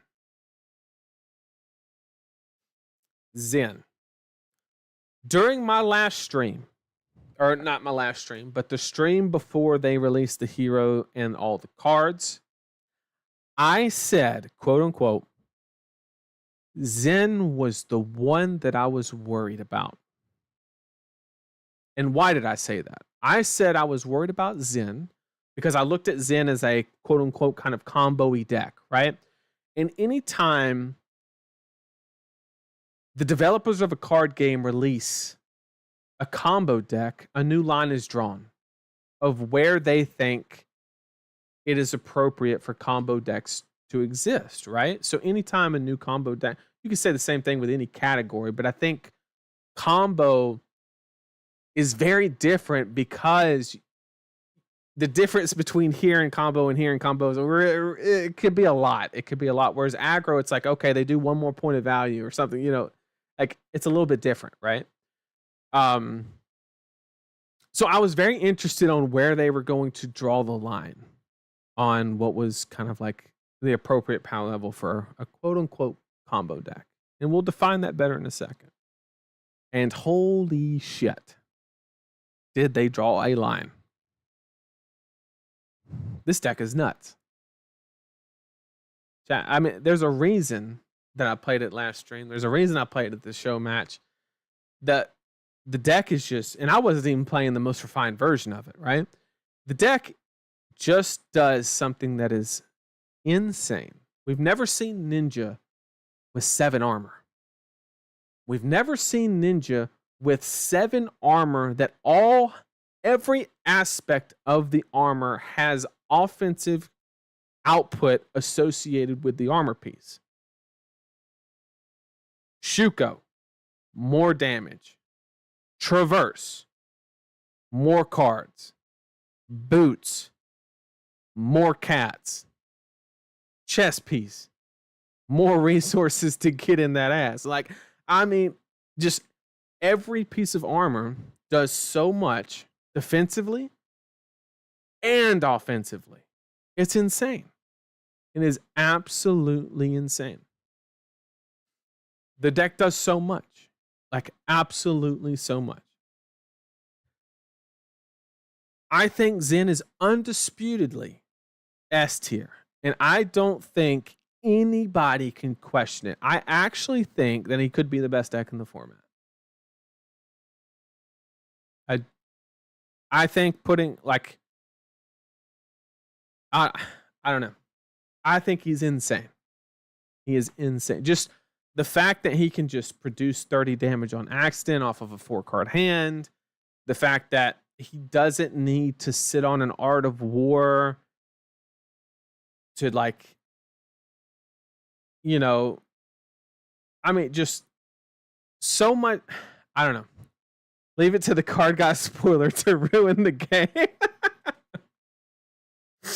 Let me get caught up in chat real quick. Josh just doesn't like Kasai. I know that. I know that. Zen is gas, S tier. Yeah, I agree. I agree. Stop running glistening because grind, eco, and aggro makes glistening dumb. Yeah, but there's just a lot of armor in that format, right? New legendary RMP is going to be played just because of Zen. Yeah, but you think the arm piece is impactful. See, this is the thing. This is why you come to the stream, guys. All these pieces that you think are going to save you are going to get you killed. Okay? Amulet of Echoes. That's cute, right? Everybody was like, oh, they played 2 Crouching Tigers and you get to discard. Well, guess what? The 14 cards in my banish zone that I'm going to throw at you are not in my hand, right? So, like, does it have some application? Yes. Is it as impactful as you think it is? I would challenge that statement, right? I don't think that Amulet of Echo. Now, Amnesia has some validity to it, right? Everything loses its name. Therefore, it nullifies combo. I think Amnesia is actually a very, very good card to combat the deck, right? Because it's trying to leverage combo and Crouching Tigers, no matter what version of the deck you're running into. So I think Amnesia is a very A+ tech card. But Amulet of Echoes, I think it's a little overhyped. The Gauntlets, I don't think it's going to save you. If you go against the Roar of the Tiger, you know, Frosted Flakes, Tony the Tiger kind of Zen deck, the gloves are going to be great. They're going to give you 4 to 5 value. You're going to be like really good and everything's fine, right? But we don't know if you're going to run into that version, right?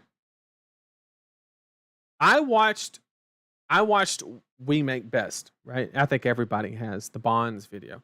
By the way, shout out to Tog and them over at We Make Best.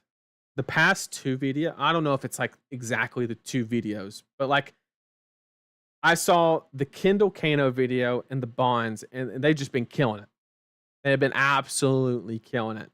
I was laughing so hard during both of them. They were both entertaining and provide like good foundational knowledge on conceptual decks and stuff like that. It was really, really well done. Really well done. And so everybody knows that the Bonds line can be incorporated very well into Zen. It's very fluid, very good. And so I think Zen is just really, really fucking good. It's that simple. I don't think anybody's surprised by that placement. I hope not. So why was there like no noise about Zen and most people saying he is the worst hero, yet everyone is afraid of New because she can do some disruption? I'll explain that one. Because you have to reach crazy amounts of value for people to be scared of value. But New reaches into your hand and takes cards out and stuff like that, which has a much more intimidating aspect to it as far as like perception of power, right? It's powerful to take cards out of their hand, but if you like fundamentally break down the value of them playing a card to take a card and then them playing lower rate cards to do that, you know, I'm not in any way saying new is bad, but I'm saying that if you take the, I don't want to say emotion because it's not the correct way to do it, but like if you just look at it from a logical value basis and everything invested, both cards from the new player and cards from the quote unquote victim, it's powerful. It's just not as outlandish as people make it out to be. Whereas Zen is just stupid good, right? I think that's why there was the disconnect in the beginning in people saying that Zen was not that good. You know what beats 12 cards in your banish zone? ALS plus Halo for Judgment. I think that Prism is a serious problem that Zen players are going to have to solve. I don't know how they're going to do it, but I 100% agree with you, Noah, that Illusionist matchup is not going to be a walk in the park. Do I think Enigma is going to be favored? Of course. I think Zen should just shit on Enigma. Simple as that. But I think that the Prism match will be very, very iffy, right? You can blow her up in one turn, yes, but you could take 14, them ALS you, and then you just sit there and question your life decisions.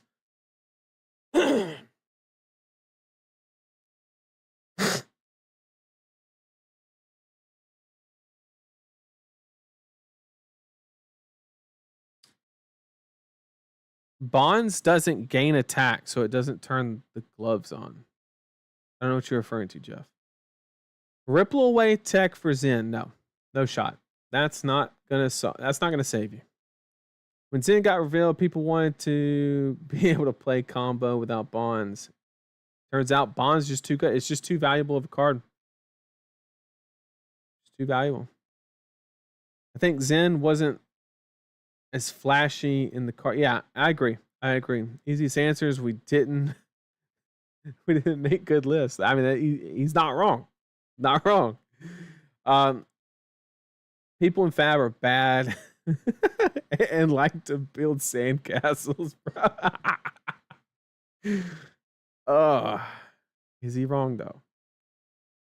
Would you put the Frosted Flanks version or pure bonds? I would be in the middle.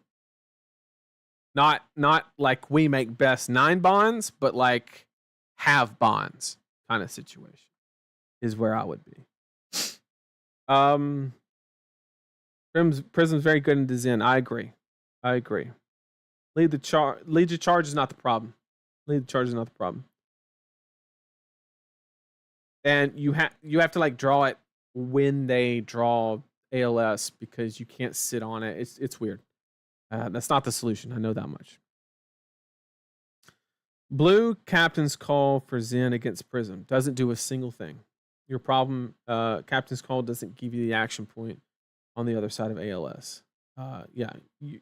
Disruption is Zen's worst enemy, but at the same time, he has a lot of armor. So the turn that it really matters, he could just jam the armor and then present a lot of damage, and it's very, very sketchy. Stonewall Gauntlet. Yeah, if I'm not mistaken, it says if this attack blocks something with higher than its base attack, right? I mean, yeah, if you have Art of War, sure. But with no Art of War, they play Descendant, right? Descendant's not pumped. And then they play Bonds. Bonds comes in for its, Time Snap Potion, once again, you do get the luxury as Ninja to play it at the end of your chain and it doesn't really affect you. That could be it. That seems a lot more feasible than Lead the Charge. I will say that. Okay. I don't want to spend any more time on Zen. I think we spent upwards of like 15, 20 minutes on Zen. He's fucking good. It's that serious. New. New's an interesting one. New, if you read the cards and everybody has fundamental concepts in regards to TCGs in their head, right? Draw a card, good. Discard, bad, right? And they like in TCGs, those concepts are very magnified, right? And anytime an effect happens on one of those ends, it could very easily kind of exaggerate a little bit. The exception with New is a lot of her effects, she gets to look at the hand and pick one, which is way different, way different. So some of that is warranted, right? I think people get a little lost in the cost associated with making those plays.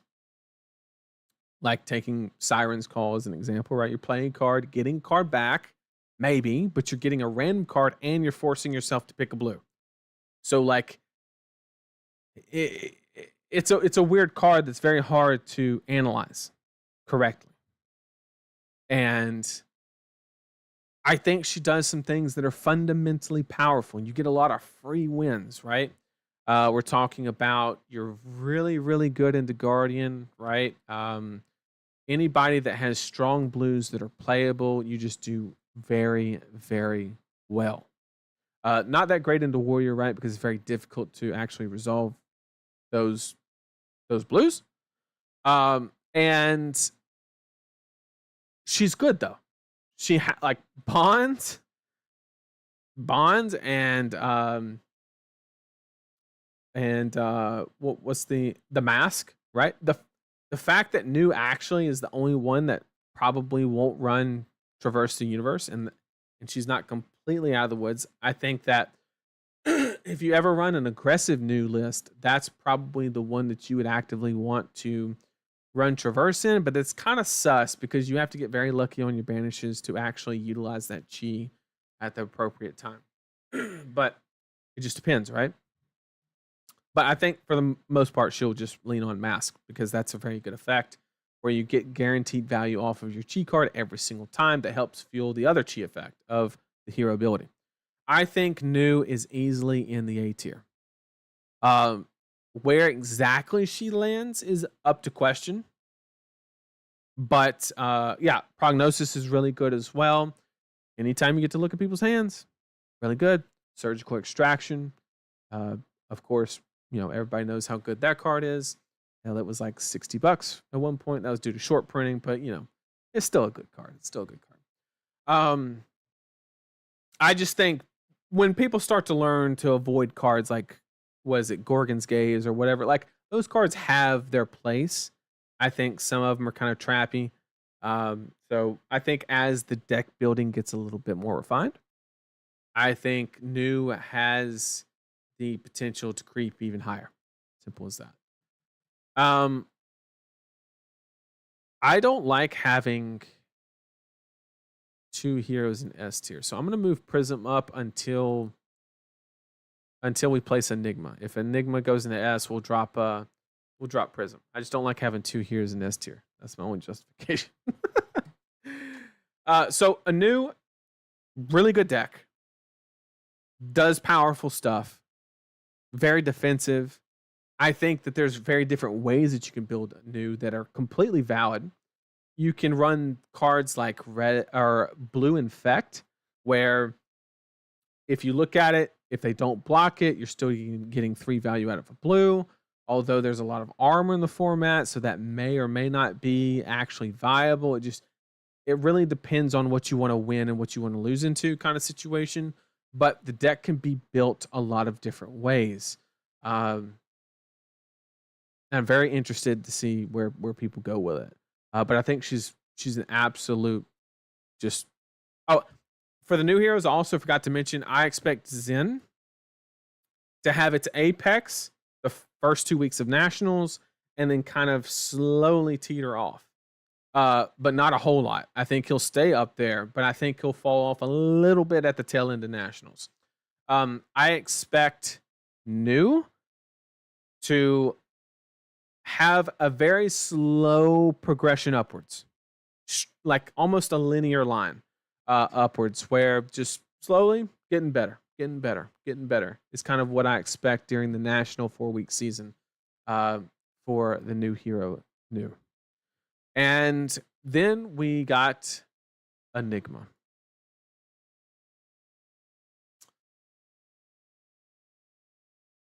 Prism in S tier for 5 minutes. Nathan, look at my heart. Tell me the lock-ins in and not dash game. Canadian. When is Canadian Nats? I need to know.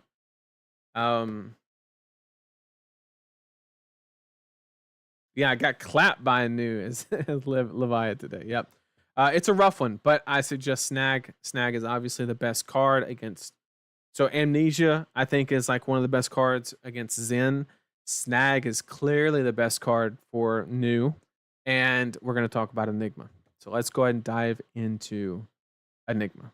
Like I mentioned previously in like the last one. Then depending on, I think you just need to make your decision based off of how heavy of an illusionist presence you expect. Simple as that. Guys, we keep crushing these marks, man. I just got done saying that we beat 300. We're at 350 now. Thank you, guys. I really do appreciate it. Thank you so much for joining me. Let's finish up and talk about Enigma. Enigma, I think, was the deck everyone was scared of when the set dropped. For a good reason. I think everybody, much like myself, was looking at Enigma and saying, it's Ward. I have a chance. It's not Spectra, right? Every deck can kind of have a game plan into that hero.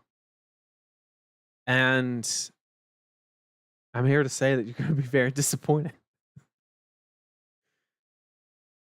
Once again, I think it's a very important aspect of the game for people to think they have a chance. I think it's very important because those types of like feelings are going to dictate whether you play your 15th game of Flesh and Blood or not, or decide to go somewhere else. Are those matchups where you at least think you got a shot, right? Instead of just knowing you don't have a shot.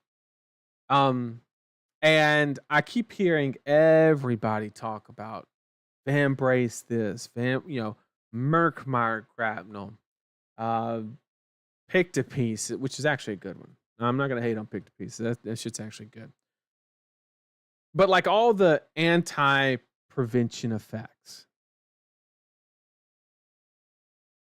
But I want to run an idea by you.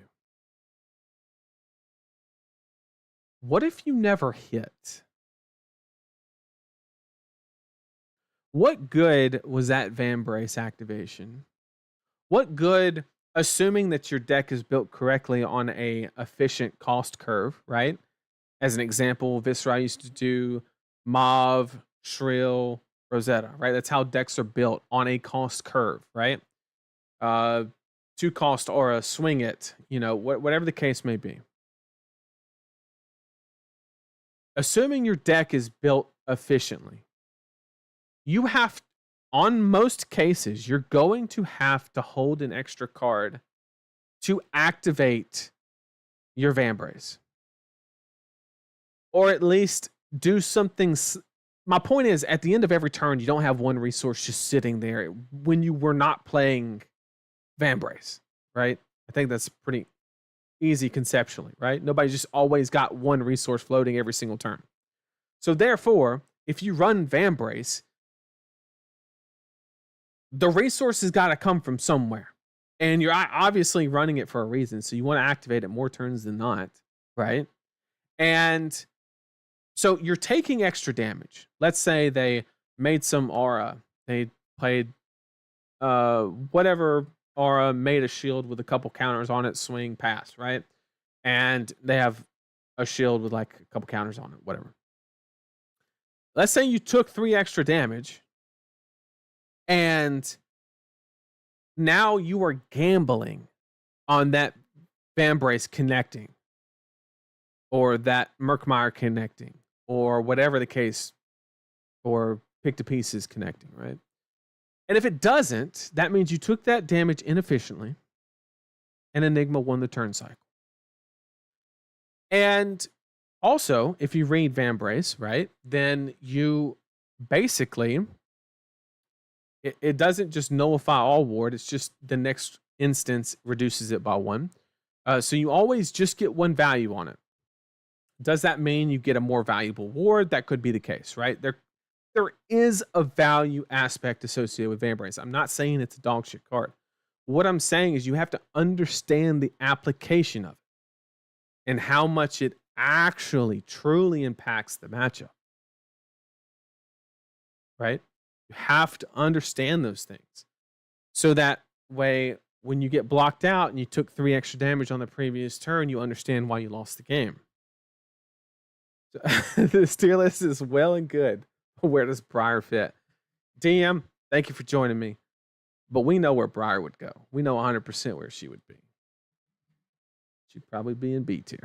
Nah, but we're not going to talk about her. Saying Briar would be in B tier is actually the scariest shit I can think of. But Rhea, good to see you. Everything that you can play is right here. Good to see you, though.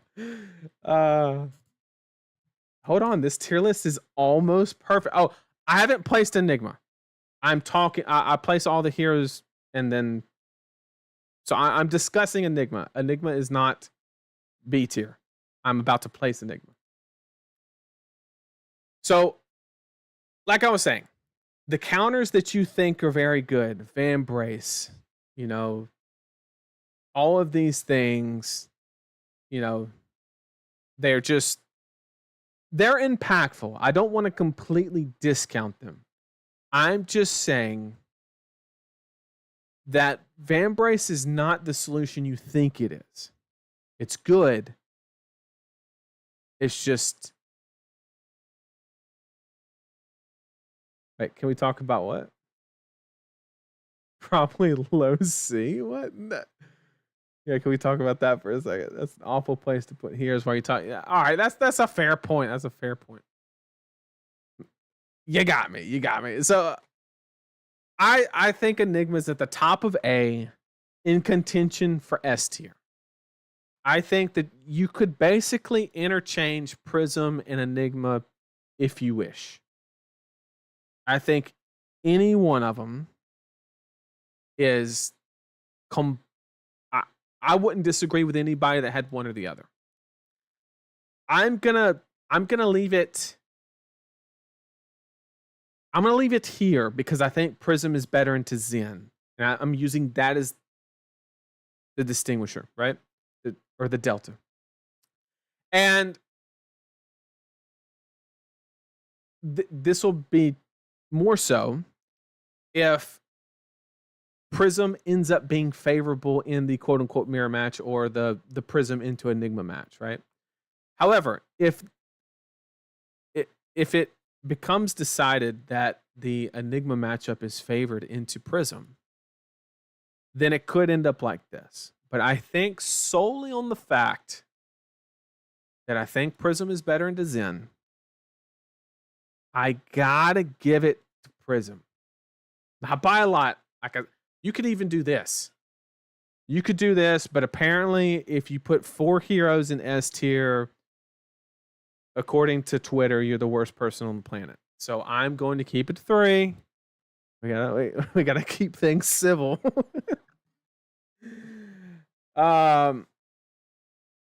Enigma beats Prism not by a lot. So if it's not by a lot, I don't think it's worth changing. I think Prism is literally the better pick solely on the fact that you are better into Zen.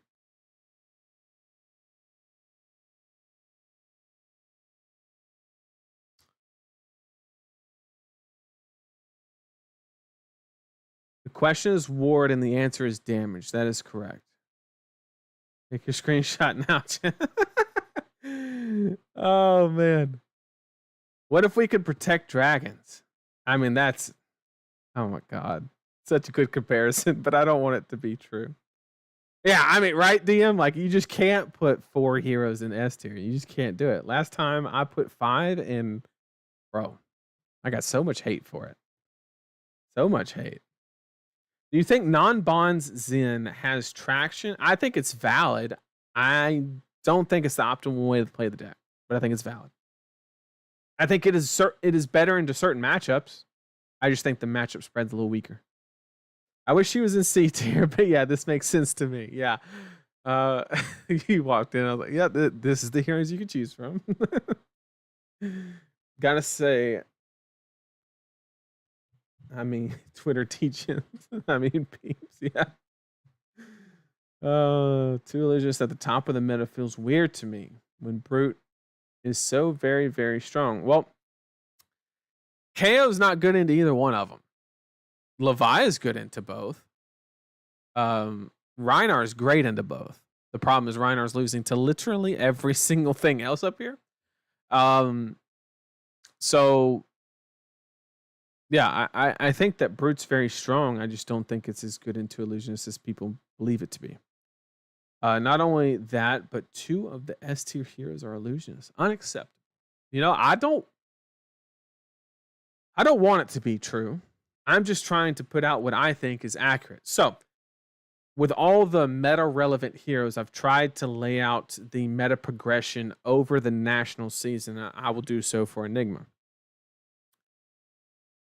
What I'm expecting is I'm expecting a high representation with Enigma. However, I think the first week or two, I'm expecting very, very bad results. But then, well, I don't want to say like very bad results, but like underperforming. But then very quickly after about a week or two, just shoot up. I mean, astronomically. And then just start knocking down tournaments.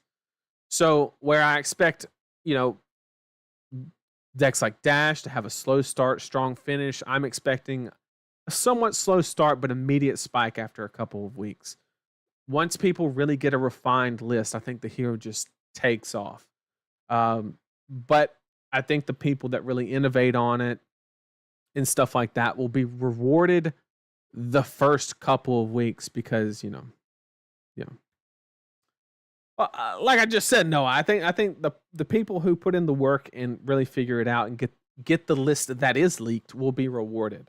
The problem is, I wish you were here earlier. We Make Best. I shouted you guys out earlier. I loved the past couple videos, the Kindle one, the Bonds one. I was laughing and learning. It was great stuff. Well done job on the videos. Love it. So why is KO bad into Illusionist? Just not enough burst damage. Correct. So really it has to do with anytime you drop a Spectra aura, you just get tempo. Because the attack pattern for KO is always big attack, go again, wild ride, claw into big attack. So if you want to destroy Spectra, it's costing you 6 to 8 damage to destroy said Spectra. Or you have to block out your whole hand, swing claw, which once again gives them full tempo. None of those, you know, are situations that you want to be in against Illusionist, right? And Enigma doesn't give a shit about your poppers at all. And yeah, so the issue is whenever KO has a slow turn. Yeah, Enigma gains life. Exactly. Well said. Well said. Sounds like he plays Illusionist or something. I don't know. But I think I'm good with this placement. I feel pretty good. We could maybe use one more hero in A tier. I'm really hesitant of putting Kasai up there. I don't think. I mean, we could do that to even it out. Make it a little bit more appealing. Make Austin stop having a conniption fit, you know. Roll scabs and never miss. That's the strat. That's the strat. Absolutely. Absolutely. So if anybody in chat has a disagreement with anything I put, I'd love to discuss it. Once again, I never claim to know everything. I have a solid thought process that's logical, based in reason, no emotion, and I present it. Simple as that. Sometimes I'm right, sometimes I'm wrong. And, you know, Sayane, let's go. Or if you have questions about anything in general, throw them in chat. I'd love to talk about them. She's not bad into some of those A tier heroes, but not other. That was my thought process, right? I think Zen's a little too fast. Bad into these two, bad into here, bad into here. But then once you get here, she's pretty decent. Pretty decent. Zen should be higher. Let's talk about that. Oh, that's an accurate statement. That is an accurate statement, boy. Oh, man. Love Kano. Maybe he's a bit lower in A tier, but those S tier heroes, I agree. I think Leviah should honestly be top of A. She has the best time into Illusionist of all the brutes. Any good Kano / Azalea matchup? I think you are at the mercy of Azalea. I wouldn't say that she's like favored, but out of all the brutes, I agree she has the best matchup. I don't think it's amazing. I think that Zen can race you down a little too quickly. I think it really depends on, like, the problem is, like, Zen basically asks you the question, like, look, you got 3 turns to do something meaningful, and if you don't, you're just dead, right? And Leviah just has those hands that just doesn't do that much, right? Z tier for Zen. Now we're making progress. Do you think the top changes much if Traverse gets banned? If Traverse gets banned, it changes everything. I mean, everything. Zen drops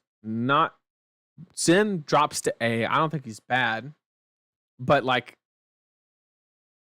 Traverse is like what makes the deck so super consistent, right? And having the ability to do so is very strong, right? So if Traverse gets banned, which spoiler alert, not going to happen, not anytime in the next 5 to 6 months probably, because they refuse to ban Crown of Seeds, and they're not going to do it right after a very successful launch of a new set. It's just not gonna it's just not gonna happen. It can't. They cannot ban that card. Can they ban Bonds or something? You know, maybe, but they will not ban Traverse. No shot. Not in a new set. No way.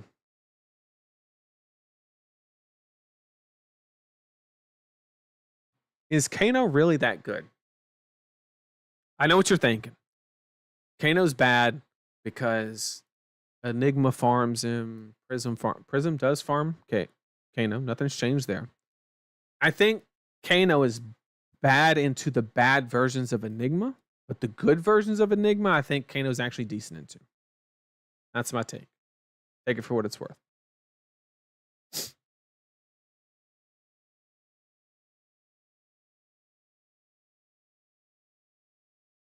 This set is the new Tales of Warrior 2. I think that this is the first set that has released since what? Literally Tales of Arya, where all 3 heroes in the set were at the top of the game. Uprising, when the set dropped, Icelander was literally unplayable due to Prism. But once Prism left, she took over the game. Dromai wasn't that good on release, once again, because of Prism. And yeah, Fi was bonkers when he first came out, but like he was the only one. Bright Lights, like none of them really took off. They just kind of had flash in the pans kind of situations. Heavy hitters, like there was a bunch of them that were completely irrelevant, like half of them. Like Tales of Arya was the last time where like all 3 heroes came out and they were like all, and even there, like Lexi didn't do shit till a year later.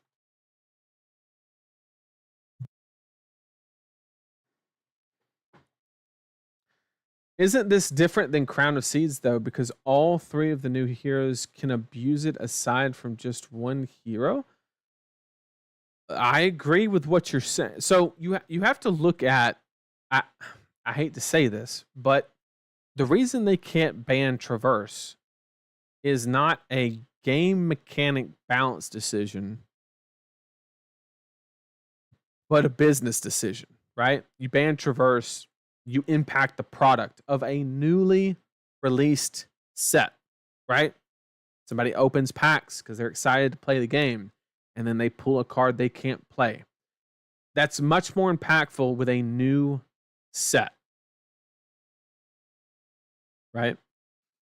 And with that being said, like Crown of Seeds, they thought about banning, but they didn't think about banning it till it was out for like a year and a half. And I think if they ever ban Traverse, that will be the case. They will never do it while MST is the newest set in the game. They cannot do it. The reason I know they can't do it is the card blocks 2. If they thought it was truly that unbalanced, it would block 1. Or it would block 0. But the fact that there's so many ways that they could have just knocked a little bit off the card, but they just hit the gas on that thing. They cranked it out. So,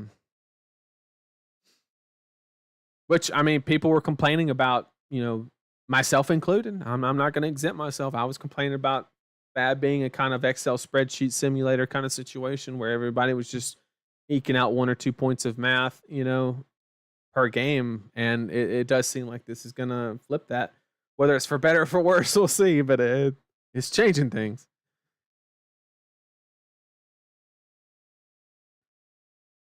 KO isn't top 7. I thought about it and like KO's not that good in the prism. He's okay. Not good into Enigma.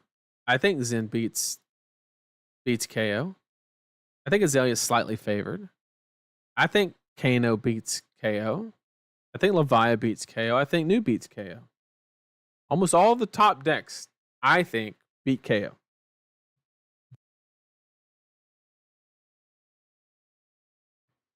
Brian said it was the favorite card in the set. Yeah, I think it's going to be a lot of people's favorite when they win a bunch of games. They did it for Dustblade. They can do it for this. Yeah, Dustblade wasn't a legendary. Big difference. Big difference. Big difference. I wouldn't disagree with a ban on Traverse, but I just there's no shot they do it. No shot. Plus, what would I do with my extended art Cold Foil Traverse the Universe that I pulled during pre-release? What would I do with that if they banned it? Beautiful art. Beautiful art. Traverse would be banned after other set. Yeah, exactly. Yep. They would have to wait till another set releases, and then even then, they just have they haven't had that situation before where they actually kind of set that benchmark of being willing to ban a legendary, which is actually very interesting. The card guys have a conflict of interest in this conversation. Do we? Do we? That's news to me. Or you must be referring to something else. If Zen becomes a problem, they will nip a random combo card in the entire deck. Yeah, exactly. They'll if it gets out of hand, they'll lean on something else. Also, they do so much R&D with their sets. They won't release something. Yep.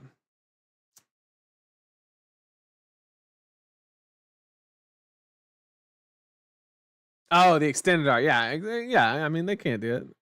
What am I going to do with that? Absolutely. It wouldn't be until after Nat season or PT. See, PT, if I'm not mistaken, we are drafting Heart the Mistveil at PT. So it couldn't even happen before that. They could just ban the Tiger Shoes, make a Tiger in the hand. That would be a hit, but I think the deck would be fine without one Tiger. Because there's the other boots that you block with, have Battle War in an instant. You just pop it. The difference is it doesn't go to hand. Hand's way better. You get to banish stuff with Art of War and stuff like that, but like Banish Zone's fine as well. But it is a small hit. But I mean that's chat. That's where I got my tier list. I feel pretty good about this one. I gave it a lot of thought, asked a lot of questions to a lot of people, and kind of like gauged where everything was at, trying to learn as much as I can. I did my best. Simple as that. I did my best.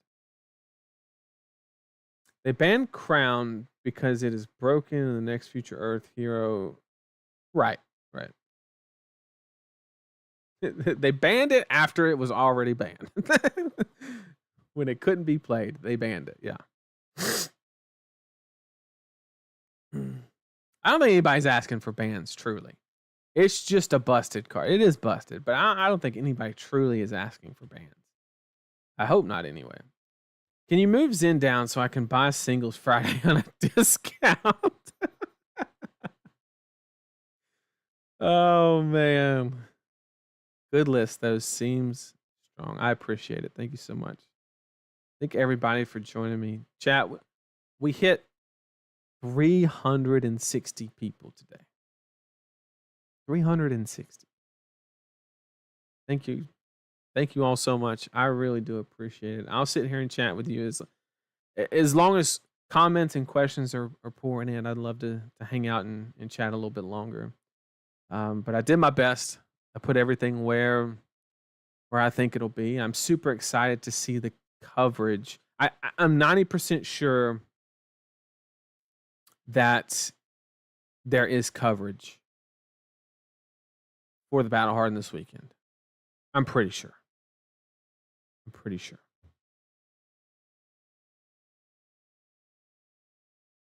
Yeah, DM, I'm just trying to catch up to the GOAT. Get that right? I am asking for bans. The zero cost Spectras. That's a different topic. Right? New record. Absolutely. I've been enjoying testing Zen. He seems really strong. Just prone to Strain's hands. I do agree, but I think deck building goes a long way in that situation. Oh yeah, if you're not in the TheCardGuyz Discord, every evening, we're half the time we're playing putt-putt on Discord. We're playing poker. We're chatting. We had a Zoom class the other day where all our cameras on. We were just talking shit to everybody. Some people are a little bit more abrasive than others, but everybody means well. It's a good time. Savage Feats confirmed it. That's awesome. Ethan always does amazing work. I put it out on a tweet actually that I checked out the Lorcana Challenge coverage, which is like the equivalent to a calling for their game. And I tuned in for like 10 minutes and I was like, thank God for Ethan. Like the difference between the coverage between those two events was like, it was night and day.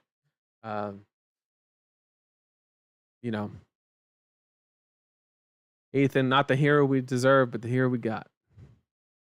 He does so much for the community. Can't thank him enough. Yeah, we were both in chat. Me and DM.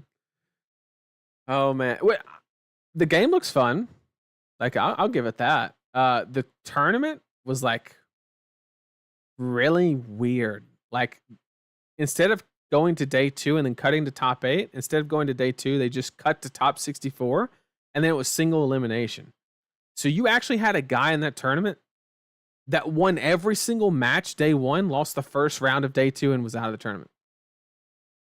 Strangest shit on the planet. I would never sign up for a tournament with those rules. Like it's actually wild. But the game is fun. 100%. Just that tournament had some really like this is my first event kind of vibes. Like it just didn't make a lot of sense. When do we get a TCG playmat? You know what? We might have to get that done. Can you make a new Zen video? So next stream we will play some more probably Zen games or something like that. Um we will definitely dig more into it, stuff like that. But we'll try and get something done. Absolutely. Absolutely.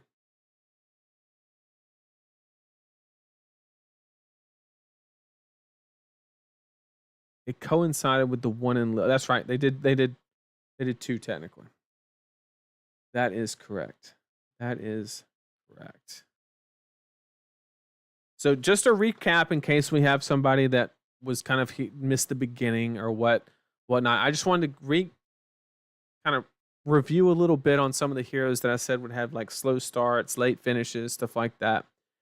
And so we got Dash was the first one I mentioned that I think is going to have a slow start, strong finish due to the uptick in Illusionist toward the end of the Nat season. Guardian's dead. Kasai is the strongest warrior, but not that great. Riptide is really good into, theoretically, Levia, probably new KO and Azalea, but the other matchups can be a little iffy. And then KO, as crazy as it sounds, being this low with KO, you're bad into new because you don't have that many blues in your sideboard slots, right? And Levia, I think, is with Shadow Realm Horror is actively faster than you. I think Kano still beats you, and Zen's faster. Azalea disrupts, and your Enigma matchup's bad, but your Prism one's okay if you tech for it. So I know it looks weird that KO's down there, but I truly believe that is the case. New, I think will have a slow start, strong uptick as well. Due to just deck building decisions, kind of Assassin has always followed the trend where it needs something to target. It's very hard to build an Assassin deck that just kind of does well in a random meta. You need something to target, right? And once the meta becomes more defined, more constricted a little bit, I think we'll see the Assassins really take off, specifically new. Levia, new cards, insane. She'll do great. She has more agency over manual graveyard field. Insane.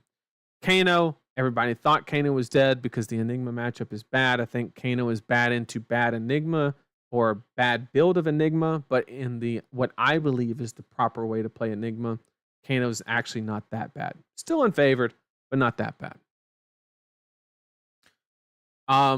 Enigma is solid. I think who wins the Illusionist quote unquote mirror match is going to be very important, but I gave the edge to Prism because Prism is a little bit better into Zen.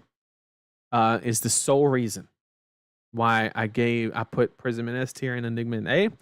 I wouldn't hate you if you swapped them. I wouldn't disagree with you. I think it's perfectly valid. And Enigma, I expect a slow start but strong spike after the first really good deck list gets leaked. Whether it be by fabtcg, a We Make Best video. I got you. So, whatever the case may be, whenever the first really good Enigma list gets leaked, I think that's when we'll see the Enigma explosion, and she'll be a dominant force until something else happens. And until then, I think Prism will be slightly better. And once again, solely because I think she has the better Zen matchup. And then Azalea has just been doing her thing, right? At the very beginning of the video, I mentioned how there's a lot higher of an opportunity cost for those hate blues like Warmonger's Diplomacy, Snag. There's a lot more contention for that sideboarding space. So a lot more people where they were running 3 Warmongers, they might cut down to 1, might not run it at all, which anytime there's less of that, Azalea loves it, right? So something to keep in the back of your mind. And then Zen's busted. That sums it up.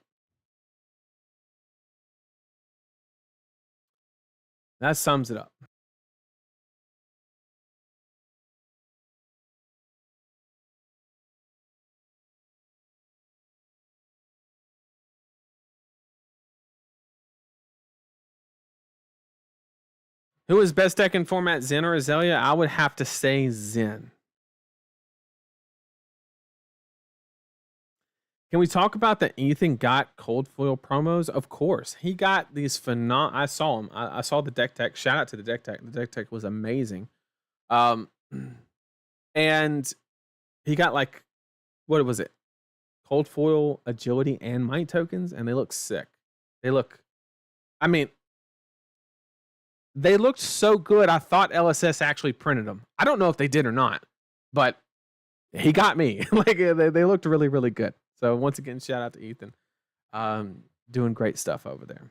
Absolutely. Well,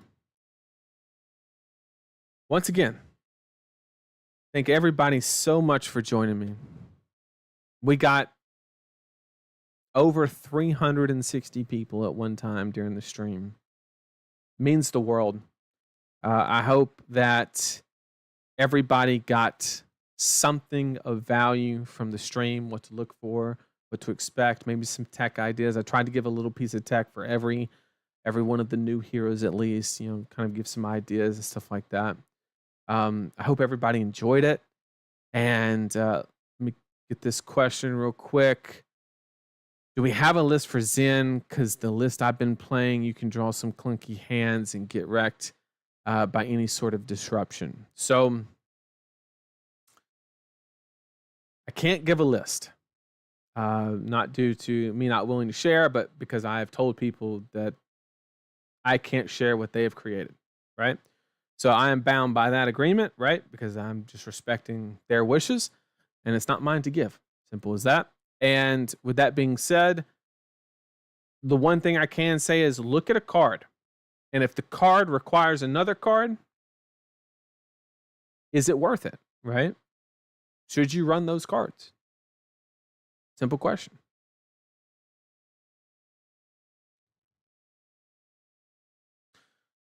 What if we eroded Spectra into blank text? The world would be a better place. I wonder where LL'd heroes would land on tier list into this meta. I don't think Briar would be that great. I think Chain would be just fine. Lexi would do stuff. Oldham actually might not be that good, as crazy as it sounds. I think Drone might get run over by Zen. Icelander would be really good. Icelander, Ice Boy, I tell you. Lexi would be fine. Lexi would be really good. She just have to once again do her more ice disruptive thing. But yeah. Interesting thought. Thanks for what you do. I try my best to support the small fab community in my state in the US, and seeing things like this makes me happy. I appreciate it. Thank you so much. Thank you for joining me. Lexi would still have hands. Yes, she would. Yeah, she probably would be best deck in the format.